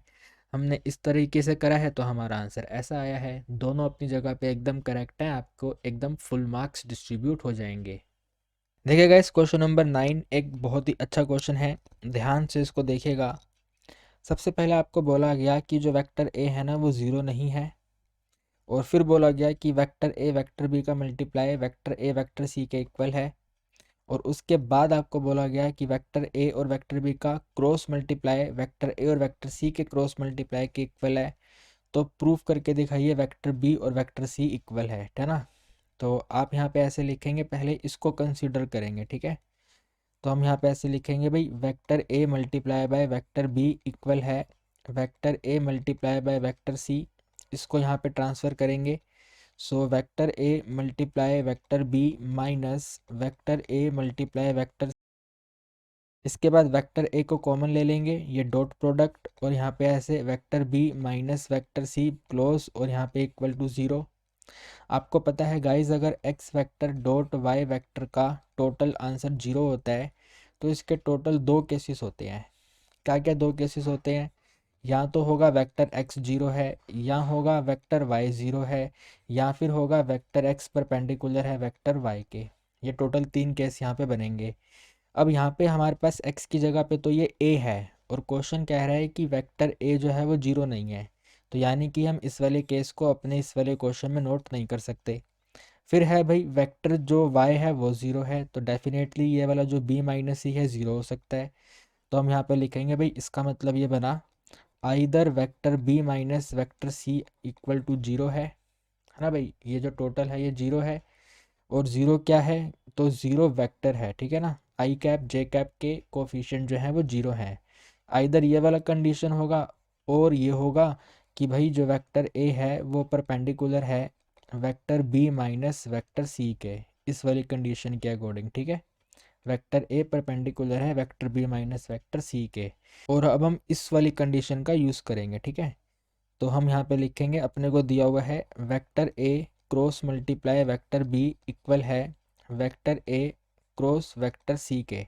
इसको यहाँ पे ट्रांसफ़र करेंगे तो आंसर बनेगा vector A cross vector B minus vector A cross vector C, और इक्वल टू में यहाँ पे 0 हो जाएगा। सिमिलर वे में वेक्टर ए को कॉमन ले लेंगे, यहाँ पे क्रॉस आ जाएगा, within bracket vector B minus vector c हो जाएगा। इसकी भी इस तरह से यहाँ पे टोटल 3 कंडीशन होती है, बस ये थर्ड वाला कंडीशन परपेंडिकुलर की जगह पे पैरेलल हो जाता है। तो आपको पता है भाई ये वाला तो 0 हो नहीं सकता, तो डेफिनेटली ये वाला 0 होगा। तो इसके यहाँ पे ऐसे लिखेंगे भाई पहले कंडीशन में वेक्टर बी माइनस में वेक्टर सी जो है वो 0 वेक्टर के इक्वल है, या फिर वेक्टर ए जो है वो पैरेलल है वेक्टर ए जो है वो पैरेलल है वेक्टर बी माइनस में वेक्टर सी के। ठीक है, हमें दो अलग अलग कंडीशन दे रखी थी, हमने उन दोनों अलग अलग कंडीशन का यूज़ करके ये टोटल कंडीशन बना ली है।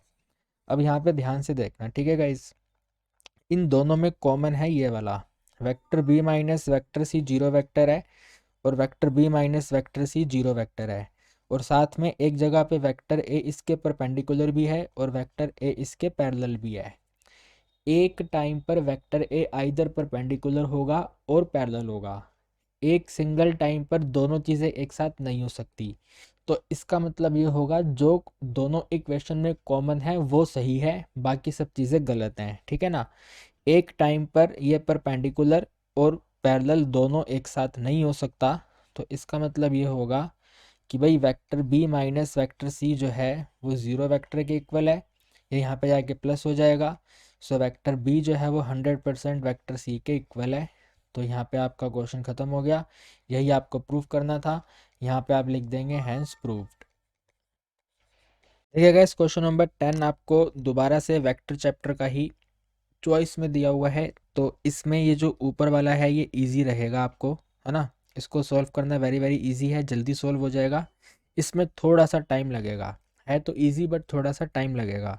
तो सबसे पहले हम फर्स्ट करेंगे, उसके बाद सेकंड करेंगे।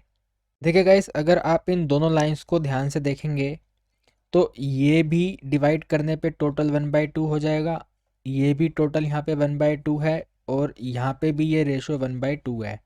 रेशो इनका सेम है, यानी कि ये पैरेलल लाइन है, राइट। ये दोनों लाइंस कैसी हैं, ये पैरेलल लाइंस हैं। तो हम इसके अंदर शॉर्टेस्ट डिस्टेंस में पैरेलल लाइंस वाला फॉर्मूला अप्लाई करेंगे। तो आप उसको कैसे नोट करेंगे, पहले यहाँ पे लेट कर लो। ठीक है, यहाँ पे लेट कर लो, जो ये वाला है ये आपका A1 वेक्टर है। So vector A1 is equal to में आई कैप प्लस में जे कैप माइनस में के कैप, और इसके बाद एक A2 वेक्टर ये वाला होगा। सो यहाँ पे आई कैप प्लस में जे कैप प्लस में 2k कैप। ठीक है, ये A1 A2 आ गया, यहाँ पे 2 था A1 A2। और फिर यहाँ पे एक वेक्टर बी रहेगा, वेक्टर बी आपका ये वाला होगा। ठीक है, ये this is the vector B. So vector B is equal to 2i cap plus में जे कैप प्लस में के कैप। ठीक है, वेक्टर बी ये आ गया। फिर आप यहाँ पे A2 माइनस A1 करोगे, वेक्टर A2 माइनस A1। ठीक है ना, A2 को A1 में माइनस करोगे तो ये आई कैप और ये जे कैप कैंसिल, इनको सॉल्व करने पे बन जाएगा 3k कैप। ठीक है ना, कितना आ गया ये 3k कैप। तो A2 माइनस A1 आ गया 3k कैप। और इसके बाद आप यहाँ पे लिखेंगे भाई A2 minus A1, vector A2 minus A1 का आपको यहाँ पे क्रॉस प्रोडक्ट करना है वेक्टर बी से। ठीक है, तो आप यहाँ पे लिखेंगे भाई मैग्नीट्यूड ऑफ, यानी कि डिटर्मिनेंट वैल्यू ओपन करनी है बेसिकली, आई कैप जे कैप और के कैप। ठीक है, आई कैप के कैप और जे कैप।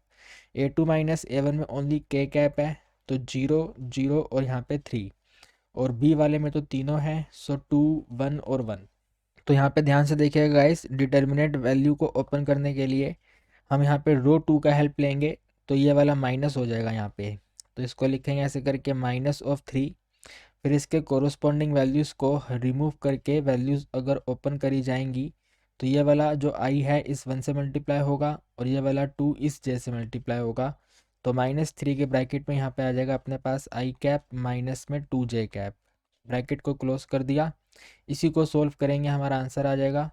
तो माइनस को आई से करेंगे तो ये बन जाएगा -3i कैप, -3 को -2 से करेंगे तो प्लस में 6j कैप। ठीक है, तो ये हमारा आंसर आ गया।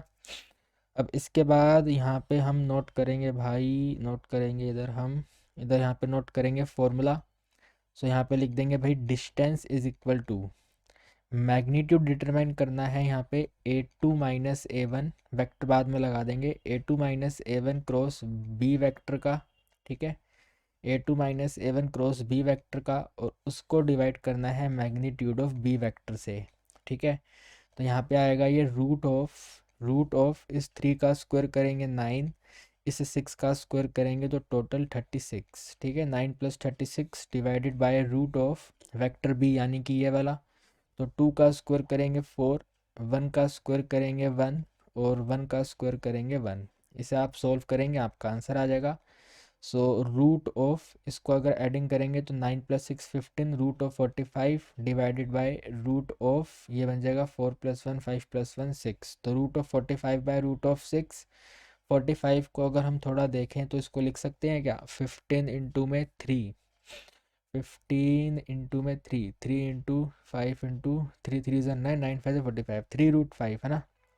इसको ऐसे लिख देते हैं, बन जाएगा 3√5 डिवाइडेड बाय रूट ऑफ 6। बस इतना लिख दो, ये आपका आंसर आ गया। ठीक है, इसको आगे सॉल्व करने की नीड नहीं है, यह हमारा आंसर है। देखिए गाइस, क्वेश्चन नंबर 10 में हमें वेक्टर इक्वेशन और कार्टेशियन इक्वेशन दोनों बताना है एक ऐसे प्लेन का जो इस पॉइंट को कंटेन करे। इस पॉइंट को कंटेन करने का मतलब है इस पॉइंट से पास हुए एंड इन दोनों लाइंस के, ये तो आपको दो लाइन दे रखी हैं, इन दोनों लाइंस के पैरेलल रहे। एक प्लेन और एक लाइन के बीच में पैरेलल का कंडीशन है। लाइन और प्लेन एक दूसरे से अपोजिट होते हैं, तो पैरेलल कंडीशन रियलिटी में परपेंडिकुलर कंडीशन की तरह काम करेगी। तो हम यहाँ पे ऐसे लिखेंगे भाई, let the equation of plane, जो इक्वेशन ऑफ प्लेन है, let the equation of plane, हम एज्यूम कर लेंगे इक्वेशन ऑफ प्लेन जो है, जनरल इक्वेशन एज्यूम करेंगे, a multiply x minus x1 addition b multiply y minus y1 addition c multiply z minus z1 equal to में 0। फिर हम यहाँ पे लिखेंगे इट पासिस थ्रू, जो ये वाला प्लेन है ये पास होता है, इट पासिस थ्रू किधर से पास होता है, तो आप इसको नॉर्मल पॉइंट्स में कन्वर्ट कर लो, तो 1 2 और -1 आ जाएगा। तो इट पासिस थ्रू 1 2 और -1। पासिंग का मतलब है ये इसके x1 y1 और z1 वाले पॉइंट हैं। तो ये रहेगा a multiply by x minus x1 की जगह पे 1 आ गया, क्लोज कर दिया, एडिशन b मल्टीप्लाई y, ये वाला y1 पॉइंट है तो -2 आ गया, then addition c multiply z, z1 की जगह पे ये -1 आएगा तो टोटल +1 हो जाएगा, ब्रैकेट क्लोज इक्वल टू में 0। इसको ले लिया इक्वेशन नंबर 1। अपने को अब कहीं से भी करके ए बी और सी डिटरमाइन करना है, यहाँ पे सब्सिट्यूट करेंगे हमारा आंसर हो जाएगा। सो उसके लिए आप क्या करेंगे, उसके लिए आप एक तो इसको यूज़ करेंगे, ये इसका डायरेक्शन रेशो है लाइन का, और एक ये डायरेक्शन रेशो है ना। तो पहले हम इन वाले डायरेक्शन रेशो को मल्टीप्लाई करेंगे अपने प्लेन के डायरेक्शन रेशो से। हमारे प्लेन का डायरेक्शन रेशो है ए बी और सी, तो हम जब प्लेन का डायरेक्शन रेशो ए बी और सी एंड इस लाइन का डायरेक्शन रेशो 2 -3 और 2, ठीक है, यहाँ लिख देता हूँ मैं 2 -3 और 2 एंड ए बी और सी, इनको मल्टीप्लाई करेंगे परपेंडिकुलर कंडीशन के अकॉर्डिंग, तो आंसर 0 हो जाएगा। तो यहाँ पे ऐसे लिखेंगे भाई 2a माइनस में 3b प्लस में 2c, this is equal to में 0। ये आ गई इक्वेशन नंबर 2। इसी तरह ये ए बी सी तो है ही है, यहाँ पे इनको नोट करेंगे, तो इट इज़ 1 -3 और 1, इनको मल्टीप्लाई करेंगे इन दोनों को आपस में, तो यहाँ पे अपने पास थर्ड इक्वेशन आ जाएगा, very simple, a minus of 3b plus में c इज इक्वल टू में 0। यह आ गई अपने पास थर्ड इक्वेशन। सेकंड और थर्ड इक्वेशन में क्रॉस मल्टीप्लाई मेथड का यूज़ करके सॉल्व करेंगे, वहाँ से ए बी सी आ जाएगा और फिर अपने इक्वेशन में पुट कर देंगे, फर्स्ट वाली इक्वेशन में पुट करेंगे। ठीक है, तो ए बी और सी डिटरमाइन करने के लिए यहाँ पे लिखेंगे value of A divided by, A को छोड़ करके बाकियों को नोट करना है, तो ये -3 और -3 2 और 1, this is equal to B divided by, B को छोड़ करके पहले यहाँ पे ये 2 और 1 तो आएगा ही, और इधर से ये वाला भी 2 और 1 आएगा, तो दिस इज 2 और 1। ठीक है, देन यहाँ पे c डिवाइडेड बाय, अगेन यहाँ पे 2 और 1 तो आएगा ही, ठीक है, ये वाला 2 और 1 तो आएगा ही, और इसको नोट करेंगे, तो यहाँ पे बनेगा ये -3 और -3, और इसको इक्वेट कर देंगे 1 से।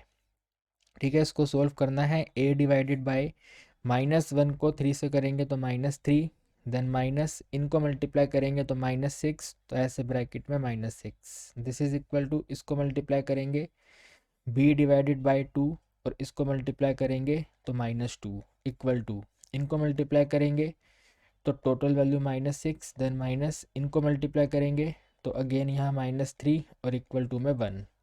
ये बन गया a डिवाइडेड बाय, प्लस का 6 है और माइनस का 3 है, तो 3 is equal to b divided by 0 is equal to ये बनेगा c अपॉन में ये टोटल +3, तो टोटल -3 इक्वल टू में 1। ठीक है, एक बार इसको यहाँ पे इक्वेट करेंगे, इसको यहाँ पे इक्वेट करेंगे और इसको यहाँ पे इक्वेट करेंगे, तो बन जाएगा भाई a इज़ इक्वल टू में 3 and b is equal to में 0 and c is equal to -3। ठीक है, ये a b और c का वैल्यू है, इस इन a b और c की वैल्यू को यहाँ पे सब्सिट्यूट करेंगे। तो हम यहाँ नोट कर लेते हैं, इक्वेशन है a multiply x minus, slide का हेल्प लेते हैं, x-1 addition b multiply by y-2 और एडिशन c मल्टीप्लाई z+1। ठीक है, this total value equal to 0। यहाँ पे नोट कर लेते हैं भाई, हमने a का वैल्यू कैलकुलेट करा है 3 है, b का वैल्यू कैलकुलेट करा 0 है और c का वैल्यू कैलकुलेट करा -3 है। तो यहाँ पे आएगा 3 मल्टीप्लाई बाय x-1, देन यहाँ पे 0 मल्टीप्लाई बाय y-2 और फिर -3 multiply by z+1 equal to में 0। ये तो बन गया यहाँ पे 3x - 3। ठीक है ना गाइस, 3x - 3 और फिर ये वाला 0 हो जाएगा। सो -3z -3 इक्वल टू में 0। तो इक्वेशन बना हमारा 3x माइनस में 3z -3 और -3 टोटल हो गया यहाँ पे -6 इक्वल टू 0। 3 कॉमन ले लिया, with in bracket x minus में z माइनस में 2 इक्वल टू में 0। ठीक है, ये वाला 2 है, यहाँ पे 3 को डिवाइड कर दिया, आंसर आ गया x माइनस में z इज इक्वल टू में 2। सो this is the Cartesian equation. ठीक है, ये है कार्टेशियन इक्वेशन, x माइनस में z इज इक्वल टू में 2। एंड आप यहाँ पे देखिए, आपको यहाँ पे वेक्टर इक्वेशन भी बताना है, तो वेक्टर इक्वेशन में कन्वर्ट करना तो इजी है। यहाँ पे लिख देंगे लास्ट में वेक्टर इक्वेशन, जो हमारे प्लेन का वेक्टर इक्वेशन होगा वो क्या होगा, तो वो होगा आर कैप। ठीक है, आर वेक्टर, फिर ये डॉट प्रोडक्ट, इस x का कोफिशिएंट 1 है तो वेरी वेरी सिंपल i आएगा, इसमें y तो है नहीं तो उसको नोट करेंगे नहीं, j वहाँ पे आएगा नहीं। फिर ये -1 है तो यहाँ पे आएगा माइनस ऑफ k कैप और इक्वल टू में 2। तो this is the vector equation, this is the Cartesian equation. Easy question, very easy question. देखिए गाइस, क्वेश्चन नंबर 11 हमारा डेफिनेट इंटीग्रेशन का है और मॉड्यूलस वाला क्वेश्चन है, तो पहले आपको इसके फैक्टर बनाने पड़ेंगे। ठीक है, यहाँ पे हम अलग से रफ वर्क में इसके फैक्टर बना लेते हैं। ध्यान से देखना, दिया हुआ है x की पावर 3 माइनस ऑफ 3x की पावर 2 और एडिशन 2x। इसमें से x common, with in bracket हमारे पास आएगा x की पावर 2 माइनस में 3x एडिशन 2। ठीक है, इसके भी फैक्टर बनाएंगे तो 2 के फैक्टर प्लस करने पे 3 चाहिए, इजीली बन जाएंगे।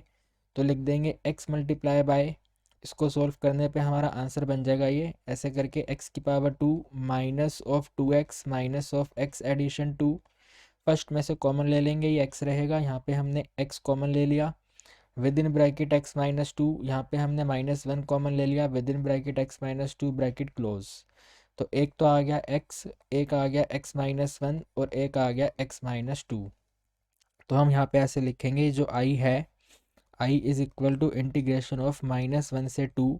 ये जो मोड में लिखा हुआ है ये इस तरह से लिखा हुआ है, x multiply by x -1 multiply by x -2, ये ब्रैकेट क्लोज, ये मोड क्लोज और यहाँ पे ऐसे dx।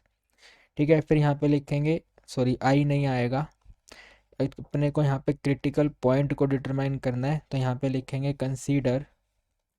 हम यहाँ पे कंसीडर कर लेंगे, एक बार ये वाला x 0 है तो यहाँ पे करके x equal to 0, second bracket x -1 0 है तो वैल्यू आ गया x equal to 1, third bracket x -2 equal to 0 है तो यह आ गया x इक्वल टू 2।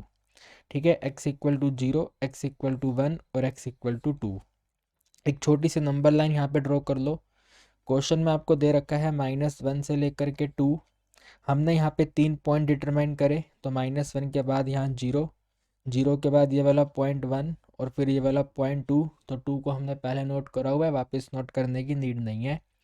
तो अब हमारा ये वाला जो इंटीग्रेशन है ये 3 पार्ट्स में डिवाइड हो गया। यहाँ पे सॉल्व करेंगे हम i1 पार्ट, यहाँ पे सॉल्व करेंगे i2 पार्ट और यहाँ पे सॉल्व करेंगे i3 पार्ट। तो हम यहाँ पे लिखेंगे भाई, जो i है ये इस तरह से सेपरेट हो जाएगा। सबसे पहले ये वाला लिमिट -1 से 0, तो इस तरह से यहाँ पे लिख देंगे भाई -1 से 0 under mod x multiply by x minus one multiply by x minus two of D X. Then इसमें एडिंग करेंगे इंटीग्रेशन ऑफ ये वाला 0 से 1, तो ऐसे करके 0 से 1 अंडर मोड डिनोट करेंगे x multiply by x minus one multiply by x minus to, ठीक है, और ये मोड क्लोज। और फिर ये वाला नोट कर देंगे एडिशन, यहाँ पे आएगा 1 से लेकर के 2 under mod x multiply by x minus one multiply by x minus to, और यहाँ पे ऐसे dx। तीनों पार्ट्स हमने यहाँ पे अलग अलग कर दिए हैं। अब आप यहाँ पे थोड़ी सी इस वाले को कैलकुलेशन देखो। -1 से 0 का कोई वैल्यू ले लो जो इनके बीच में आता हो।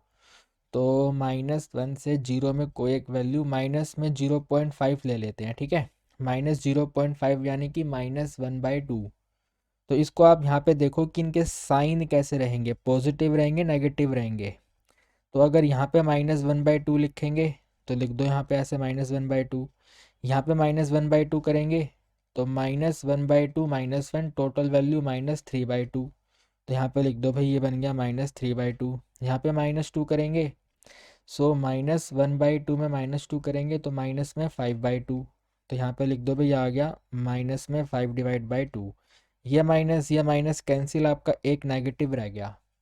एक नेगेटिव रहने का मतलब है हम जब इस पूरे मोड को ओपन करेंगे इस इंटरवल में तो इसका आंसर माइनस रहेगा। तो देखो यहाँ पे लिख देंगे भाई i is equal to, limit थी हमारी -1 से 0 और हमें पता चला कि इसका आंसर आएगा माइनस, तो ऐसे मैंने आगे माइनस लिख दिया, ठीक है। माइनस ऑफ अब यहाँ पे रहेगा ये x multiply by x minus one multiply by x minus to, और यहाँ पे ऐसे करके dx। देख रहे हो यहाँ पे हमने मोड को रिमूव कर लिया, ठीक है। अब वापस से पीछे जाएंगे और इस 0 से 1 में देखेंगे तो 0 से 1 में एक नंबर ले लेते हैं 1/2, ठीक है ना। 1/2, अगर यहाँ पे 1/2 पुट करेंगे तो कोई दिक्कत नहीं है। यहाँ पे 1/2 पुट करेंगे तो 1/2 में -1 करेंगे, आंसर -1/2 आएगा। तो ये आ गया यहाँ पे -1/2।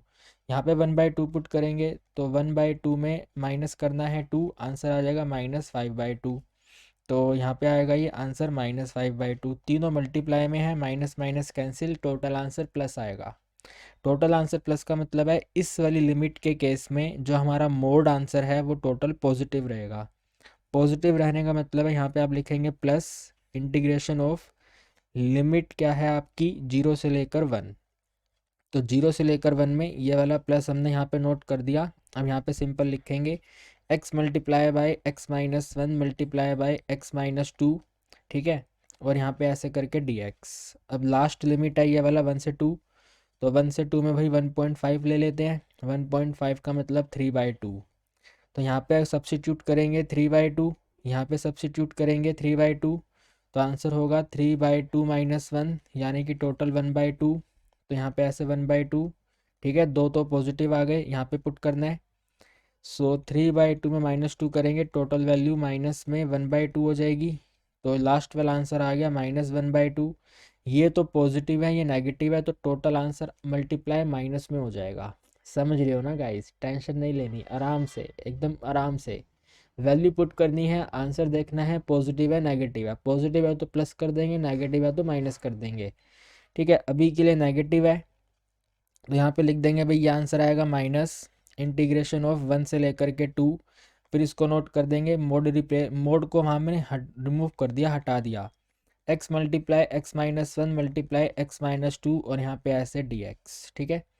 फिर यहाँ पे लिखेंगे i इज इक्वल टू, इनका मल्टीप्लाई क्या है, तो इनका मल्टीप्लाई ये है भाई, इसी को तो हमने सोल्व करके ये बनाया था, तो वापस वो लिख देंगे। तो यहाँ पे रहेगा ये -1 से लेकर के 0 x⁻3, ठीक है, x⁻3 -3x² और एडिशन ऑफ 2x। देन इसमें एडिंग करेंगे यहाँ पे 0 से लेकर 1, सेम रहेगा x⁻3 -3x² addition of 2x, और यहाँ पे dx, इधर भी आएगा यहाँ पे dx। Then minus integration of 1 से लेके 2 x⁻3 -3x⁻2 प्लस में 2x, और यहाँ पे ऐसे करके dx, ठीक है। इंटीग्रेशन करेंगे ऐसे ब्रैकेट में, x⁻3 का इंटीग्रेशन x⁻4/4, इसका इंटीग्रेशन करेंगे तो -x⁻3, इसका इंटीग्रेशन करेंगे तो सिंपल सिंपल प्लस एक्स की पावर 2, इसको क्लोज करेंगे -1 और 0 लिख देंगे। इसी तरह यहाँ पे इंटीग्रेशन करेंगे तो सेम आएगा, एक्स की power 4 divide by 4 minus of x की पावर 3 प्लस में एक्स की पावर 2, ये क्लोज करा, ये 0 से यहाँ पे 1 आ गया। देन माइनस यह आ गया एक्स की power 4 divide by 4 minus of x की पावर 3 प्लस में एक्स की पावर 2, इसको क्लोज करा, ये 1 से लेके 2 आ गया। ठीक है, इन सभी लिमिट्स को पुट करेंगे। सो आई इज इक्वल टू, जब आप इसको सोल्व करोगे तो ये वाला आंसर बनेगा आपका 9/4। ठीक है, -9/4, तो ऐसे करेंगे -9/4। ठीक है, और ये वाला माइनस तो यहाँ पे आएगा ही, तो माइनस माइनस 9/4, फिर ये वाला यहाँ पे प्लस आएगा, यहाँ पे लिमिट पुट करेंगे तो ये वाला आंसर बनेगा हमारा सिंपल सिंपल 1/4। फिर ये वाला माइनस आएगा तो माइनस, और फिर इसको सॉल्व करेंगे। ठीक है, 1 से लेके 2 इसको सॉल्व करेंगे तो ये भी आएगा -1/4। अब इनको सॉल्व कर लेंगे, आंसर आ जाएगा।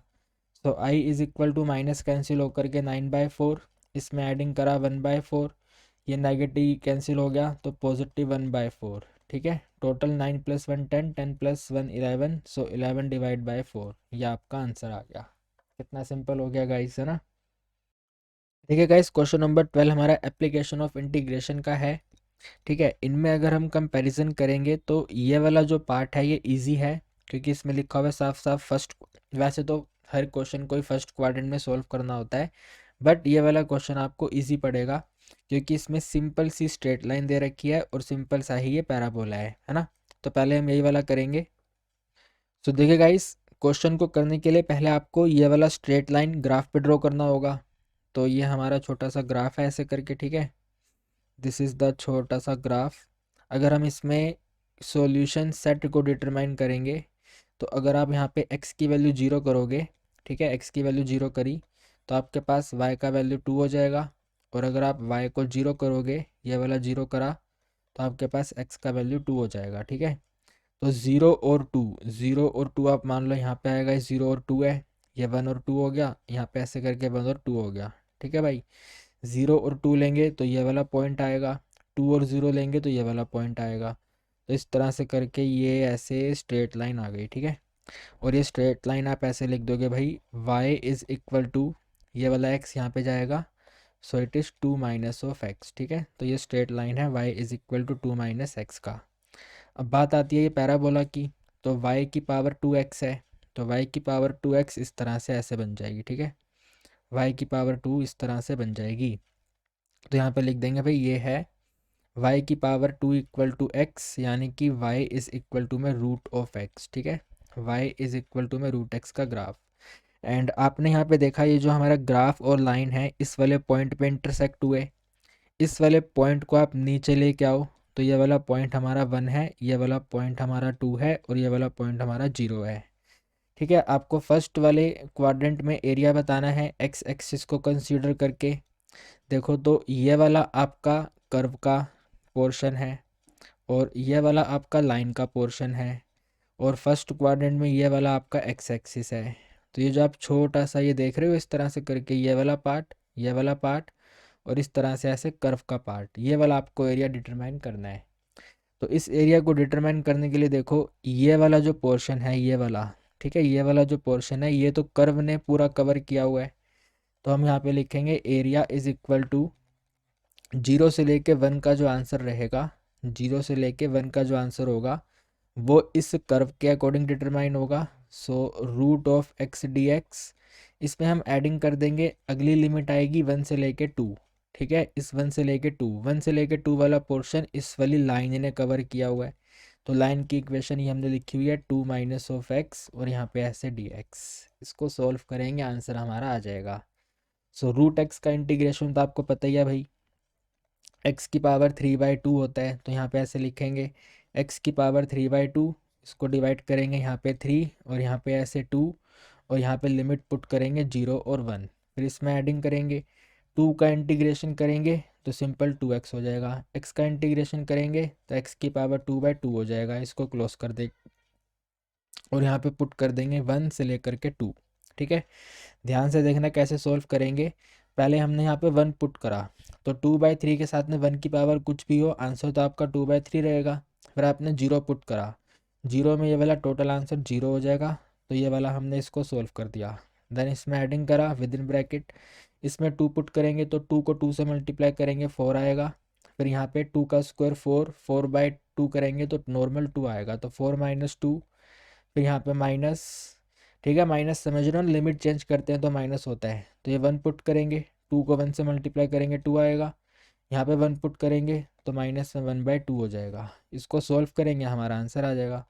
तो ये तो बन गया यहाँ पे 2/3, 4 में 2 माइनस करे 2 हो गया। फिर ये माइनस साइन है, इसको करेंगे तो टोटल 3/2 हो जाएगा। तो ऐसे -3/2, इसको आप सोल्व कर दो। अब 3 और 2 का एलसीएम 6 रहेगा, 6 के टेबल पे 3, यहाँ पे 4 आ गया। यहाँ पे 2 के डिनोमिनेटर में कुछ है नहीं, तो 2 को 6 से मल्टीप्लाई करेंगे, सिंपल सिंपल यहाँ पे 12 आ जाएगा। 2 के टेबल पे 6 को डिवाइड करेंगे 3, और 3 को 3 से मल्टीप्लाई करेंगे 9, ठीक है ना। तो ये आपका आंसर बन जाएगा भाई 12 में 9 माइनस करे 3, यानी कि 4 प्लस में 3 डिवाइडेड बाय 6, इसका मतलब आंसर बना 7 डिवाइड बाय 6। अब ये एरिया है तो 7 डिवाइड बाय 6 स्क्वायर यूनिट। तो ये वाला मैंने आपको बोला था इजी है, और इजी ही है। ठीक है गाइस, क्वेश्चन नंबर 12 का जो ये क्वेश्चन है, इसमें आपको करना क्या है, इनको कंसीडर करके एक स्ट्रेट लाइन ड्रॉ करनी है, और इसको कंसीडर करके एक सर्कल ड्रॉ करना है। तो ये हमारे पास इस तरह से ग्राफ बनेगा, ठीक है। इस वाले सर्कल का जो रेडियस है वो 2 है, √4 करोगे तो आंसर 2 आएगा।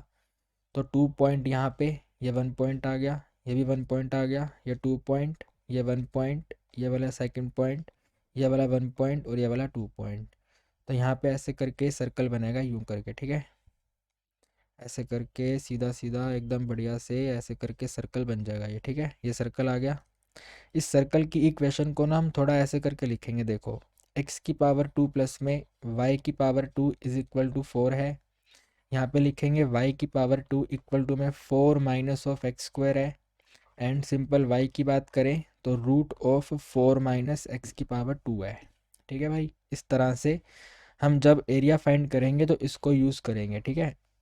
अब इसको y इक्वल टू √3x को ड्रॉ करेंगे। सो y इज इक्वल टू में √3x को ड्रॉ करना है। अगर आप यहाँ पे x की वैल्यू 0 ले लोगे तो y का वैल्यू भी 0 हो जाएगा, ठीक है। तो ये एक पॉइंट तो ये आ गया, x और y 0।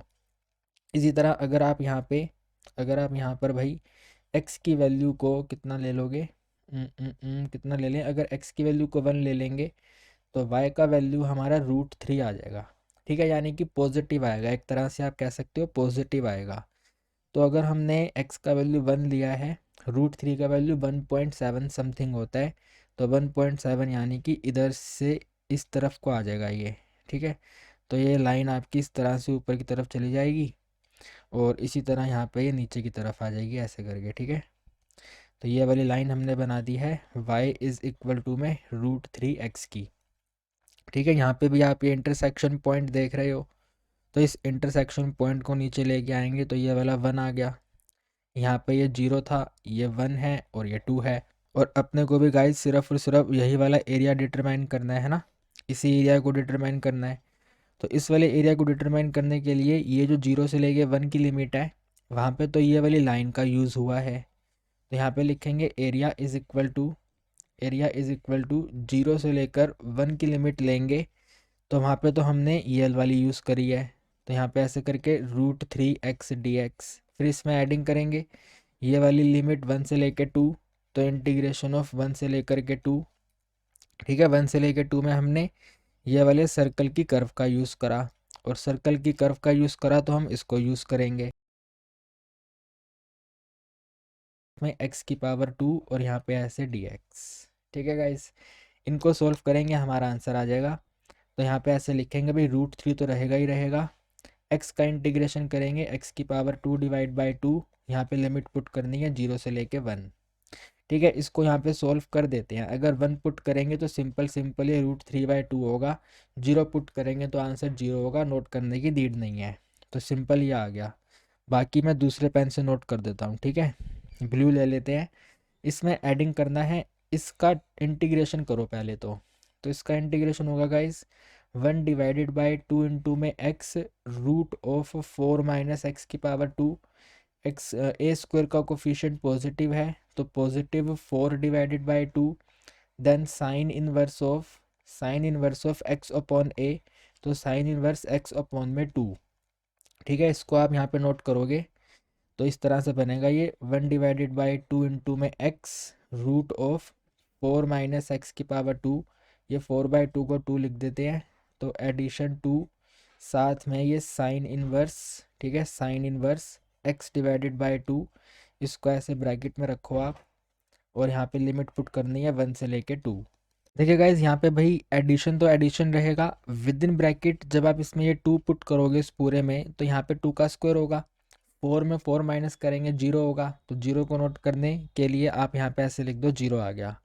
फिर 2 को यहाँ पे पुट करेंगे, 2/2 को डिवाइड करेंगे 1 आएगा। साइन इनवर्स होता है 90, 90 होता है π/2, तो ये वाला 2 रहेगा। देन यहाँ पे प्लस लिखेंगे 2, और साथ में अगला आंसर आया π/2। ठीक है, इसको क्लोज कर दिया, देन माइनस 1 पुट करेंगे इसमें, यहाँ पे 1 पुट करेंगे तो 4 में 1 माइनस करेंगे 3 होगा। ये तो इसको तो टोटल 1/2 लिखेंगे, साथ में √3, तो ऐसे आ गया ये 1/2 मल्टीप्लाई बाय √3। ठीक है, थोड़ा फास्ट कैलकुलेशन को अंडरस्टैंड करने की कोशिश करो आप। यहाँ पे 1 पुट करेंगे, 1/2 आएगा। साइन 1/2 होता है 30 डिग्री, 30 डिग्री को लिखते हैं π/6, तो इसमें एडिंग कर देंगे 2, और साथ में ऐसे करके π/6 ब्रैकेट क्लोज। यहाँ पे आप ये वाला √3/2 नोट कर दो, इसमें एडिंग करो, 2 और 2 कैंसिल हो जाएगा, यहाँ पे पाई आएगा। ठीक है, इस माइनस को अंदर शिफ्ट करेंगे तो -√3/2, 2 पे 6 कैंसिल होगा, 3 हो गया π/3, माइनस अंदर शिफ्ट करेंगे तो -π/3। ठीक है, इसमें कुछ कैंसिल हो रहा है, ये दोनों आपस में कैंसिल हो गए। पाई में π/3 माइनस करेंगे तो 2π/3 हमारा आंसर होगा, क्योंकि ये एरिया है तो यहाँ पे लिख देंगे स्क्वायर यूनिट। 2π/3 स्क्वायर यूनिट हमारे क्वेश्चन का आंसर है। देखिए guys, question number 13 is very very very important question. आपको बताना है फुट ऑफ परपेंडिकुलर इस पॉइंट से जो हमने प्लेन पे बनाया है। तो आप यहाँ पे देखो गाइस, ये वाला पॉइंट है, ठीक है, ये वाला पॉइंट है 1 2 और 0, ये वाला पॉइंट है 1 2 0, और यहाँ पे आप मान लो ये प्लेन है आपका। ठीक है, इस तरह से आपको प्लेन दिया हुआ है, तो ये प्लेन की इक्वेशन यहाँ पे नोट कर देंगे भाई। x माइनस में 3y, इसमें एडिंग करना है 2z, और इक्वल टू में है 9। ठीक है, यहाँ पे फुट ऑफ परपेंडिकुलर, तो ऐसे करके यहाँ पे आया होगा ये, यहाँ पे ये फुट ऑफ परपेंडिकुलर है, 90 डिग्री का लाइन है फुट ऑफ परपेंडिकुलर। ठीक है गाइस, अब गाइस आप ये देखो, जो ये हमने लाइन ड्रॉ करी है, ये वाला जो लाइन है इस प्लेन के परपेंडिकुलर है। लाइन और प्लेन एक दूसरे के परपेंडिकुलर हैं, इसका मतलब सिंपल सा ये है कि दोनों के डायरेक्शन रेशो सेम है।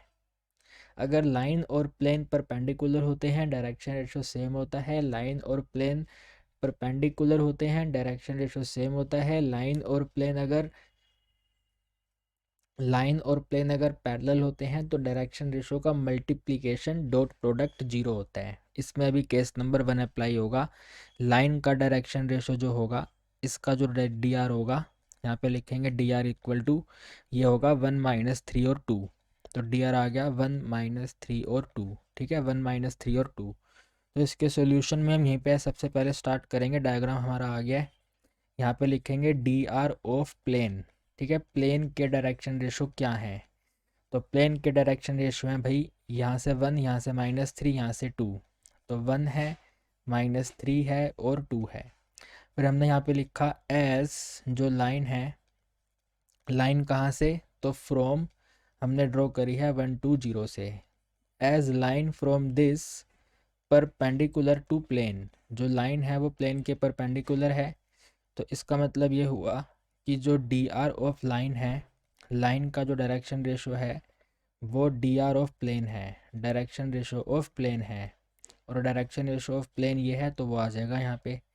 सो डी आर ऑफ लाइन, जो डायरेक्शन रेशो ऑफ लाइन होगा वो होगा 1 - 3 और 2। ठीक है, 1 - 3 और 2, ये वाला मान लो पॉइंट ई है। ठीक है, दिस इज़ द पॉइंट ई। तो हम यहाँ पे लिखेंगे अब any general point, any general point, अगर किसी भी एक जनरल पॉइंट की बात करेंगे लाइन पर, so any general point on line, किसी भी एक जनरल पॉइंट की बात करी जाए अगर लाइन पर, तो ये होगा x - x1 divided by a is equal to y - y1 divided by b is equal to z minus में z1 डिवाइडेड बाय c, और इसके भी इक्वल टू में जाएगा लैम्डा, फिर यहाँ से एक्स वाई जेड आएगा, वो हमारा एनी रैंडम पॉइंट होगा। तो आप यहाँ पे नोट करेंगे भाई, ये बन जाएगा x माइनस ये 1 2 और 0 यहाँ पे आएंगे, तो ये वाला 1 आ गया। इसके डिनोमिनेटर में a वैल्यू ये वाला 1 आ गया, इक्वल टू यहाँ पे y आ गया। फिर ये वाला 2 आएगा यहाँ पे, तो y minus 2 divided by value of b है -3 equal to z minus z1 की वैल्यू इधर से ये 0 आ गई, 0 divided by value of c है कितनी 2, सो 2 इज इक्वल टू में लैम्डा। ठीक है ना गाइस, इस तरह से करके ऐसे नोट करेंगे। ठीक है, अब यहाँ पे लिखेंगे भाई x minus 1 divide by 1 equal to lambda, तो आंसर बन गया x इक्वल टू में लैम्डा प्लस 1। ठीक है, फिर यहाँ पे लिखेंगे y minus 2 divided by 3 is equal to lambda, -3 is equal to lambda, तो आंसर बन गया y is equal to -3 lambda plus में 2। ठीक है, फिर यहाँ पे लिखेंगे z divided by 2 is equal to lambda, यानी कि z इज इक्वल टू में 2 लैम्डा। तो यह आपका x का आंसर है, ये आपके y का आंसर है, और ये आपके z का आंसर है। ठीक है, x y और z, तो जो एनी रैंडम पॉइंट है वो यही है x y और z। तो आप यहाँ पे लिखेंगे जो पॉइंट E है, पॉइंट E जो हमने परपेंडिकुलर माना है, तो जो पॉइंट E है, पॉइंट E है वो क्या है, जो पॉइंट E है वो है lambda plus 1 comma -3 lambda plus 2 comma 2 lambda. ठीक है, लैम्डा अपने को डिटरमाइन करना है, हमारा आंसर हो जाएगा।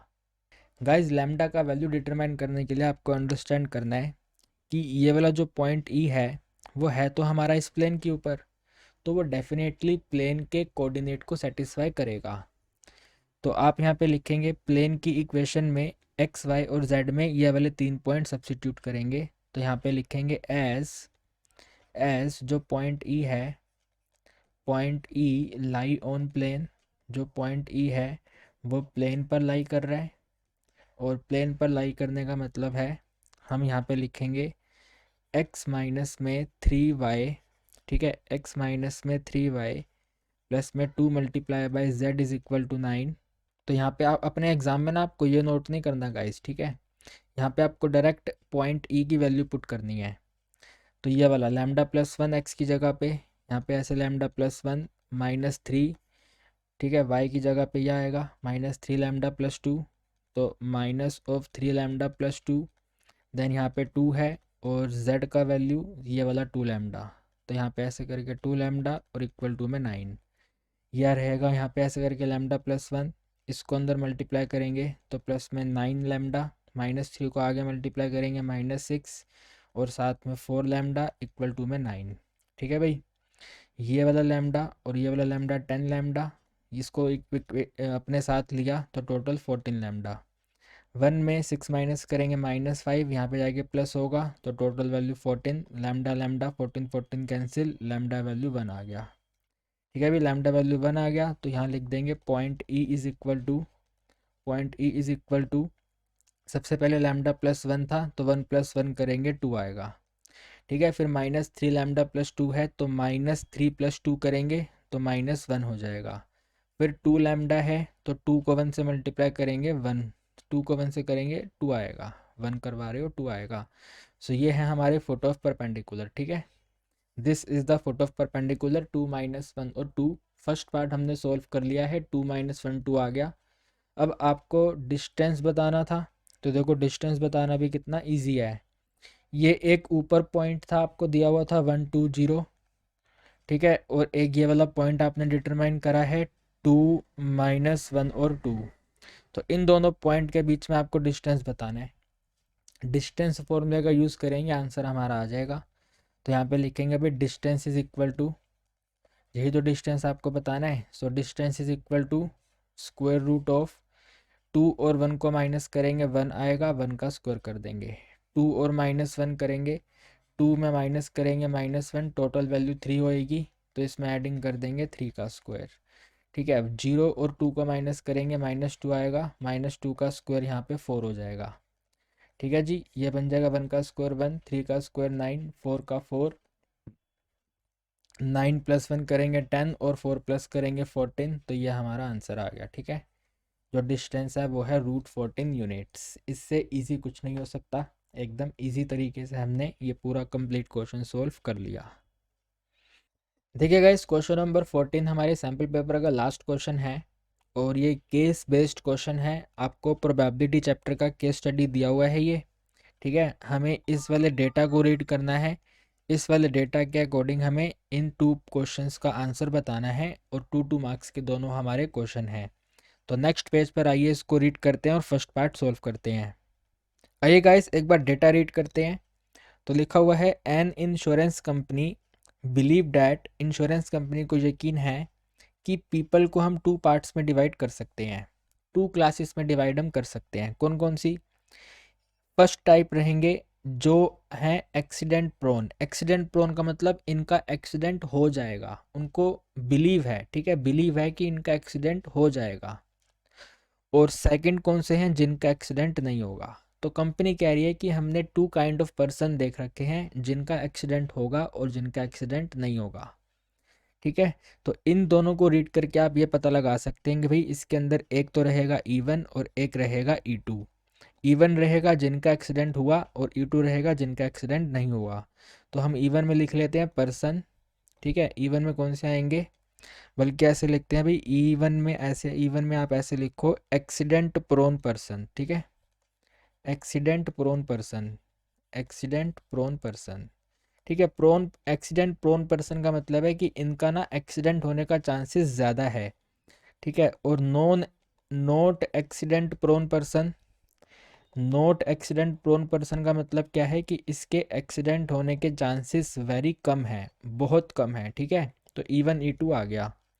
अब लिखा हुआ कंपनी का स्टैटिस्टिक ये बताता है, तो क्या बताता है कि एक एक्सीडेंट प्रोन पर्सन, ठीक है, एक एक्सीडेंट प्रोन पर्सन का एक्सीडेंट हो गया।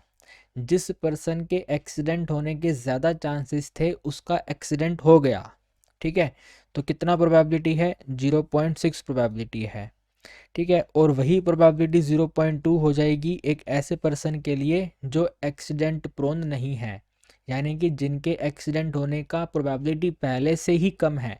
जो कम नंबर ऑफ पीपल हैं उनका एक्सीडेंट हो गया, तो वो प्रोबेबिलिटी है 0.2। यानी कि आपको ये लग रहा है कि AE1 और AE2 दिया हुआ है, AE1 और AE2, ठीक है।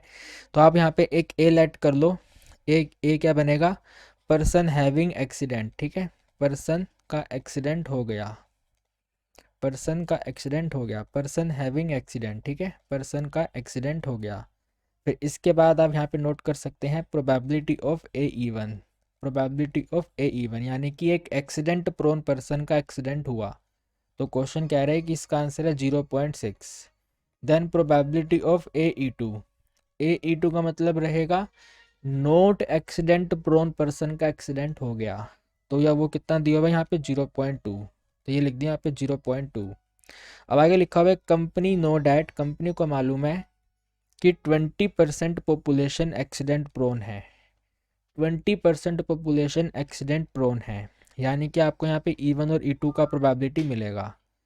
तो आप यहाँ लिखोगे जो E1 का प्रोबेबिलिटी है, एक्सीडेंट प्रोन पर्सन जो है वो 20% है। 20% का मतलब है आप इसको लिख सकते हो भाई 20% का मतलब 20 डिवाइडेड बाय 100, और 20/100 का मतलब है 2 डिवाइडेड बाय 10, और 2/10 का मतलब है 1 डिवाइडेड बाय 5, ठीक है ना, 1 डिवाइडेड बाय 5।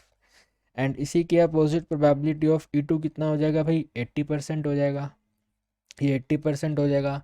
टोटल पॉपुलेशन है 20% एक्सीडेंट प्रोन, तो बाकी की रिमेनिंग नोट वाली आ जाएगी, तो 80%। 80% को आप लिख सकते हो वेरी वेरी सिंपल यहाँ पे 4/5। तो E1 E2 AE1 EE2 आ चुका है। अब फर्स्ट पार्ट कह रहा है what is the probability that a new policy holder will meet an accident, उसका एक्सीडेंट हो गया। तो आपको बताना है प्रोबेबिलिटी ऑफ ए बताना है आपको यहाँ पे, ठीक है ना। पर्सन हैविंग एक्सीडेंट, पर्सन का एक्सीडेंट हो गया तो प्रोबेबिलिटी ऑफ ए। तो भाई ऐसा हो सकता है कि वो वाला पर्सन एक एक्सीडेंट प्रोन पर्सन था, प्रोबेबिलिटी E1, और फिर इसका एक्सीडेंट हो गया तो प्रोबेबिलिटी ऑफ AE1। या फिर ऐसा हो सकता है कि वो एक नॉट एक्सीडेंट प्रोन पर्सन था और फिर भी इसका एक्सीडेंट हो गया तो प्रोबेबिलिटी ऑफ AE2।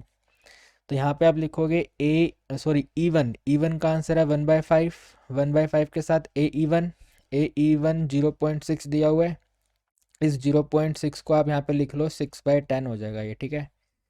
0.6 को यहाँ पे लिख देते हैं, ये आ गया 6/10। देन एडिंग ये 0.2 को आप यहाँ पे ऐसे करके लिख दो, ये बन जाएगा 2/10।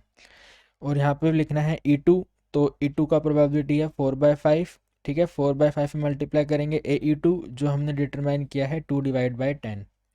डिनोमिनेटर हर जगह पे सेम है, 50 और 50, तो यहाँ पे रहेगा 6 और वहाँ से आ जाएगा 8, 4 2 ज़ा 8।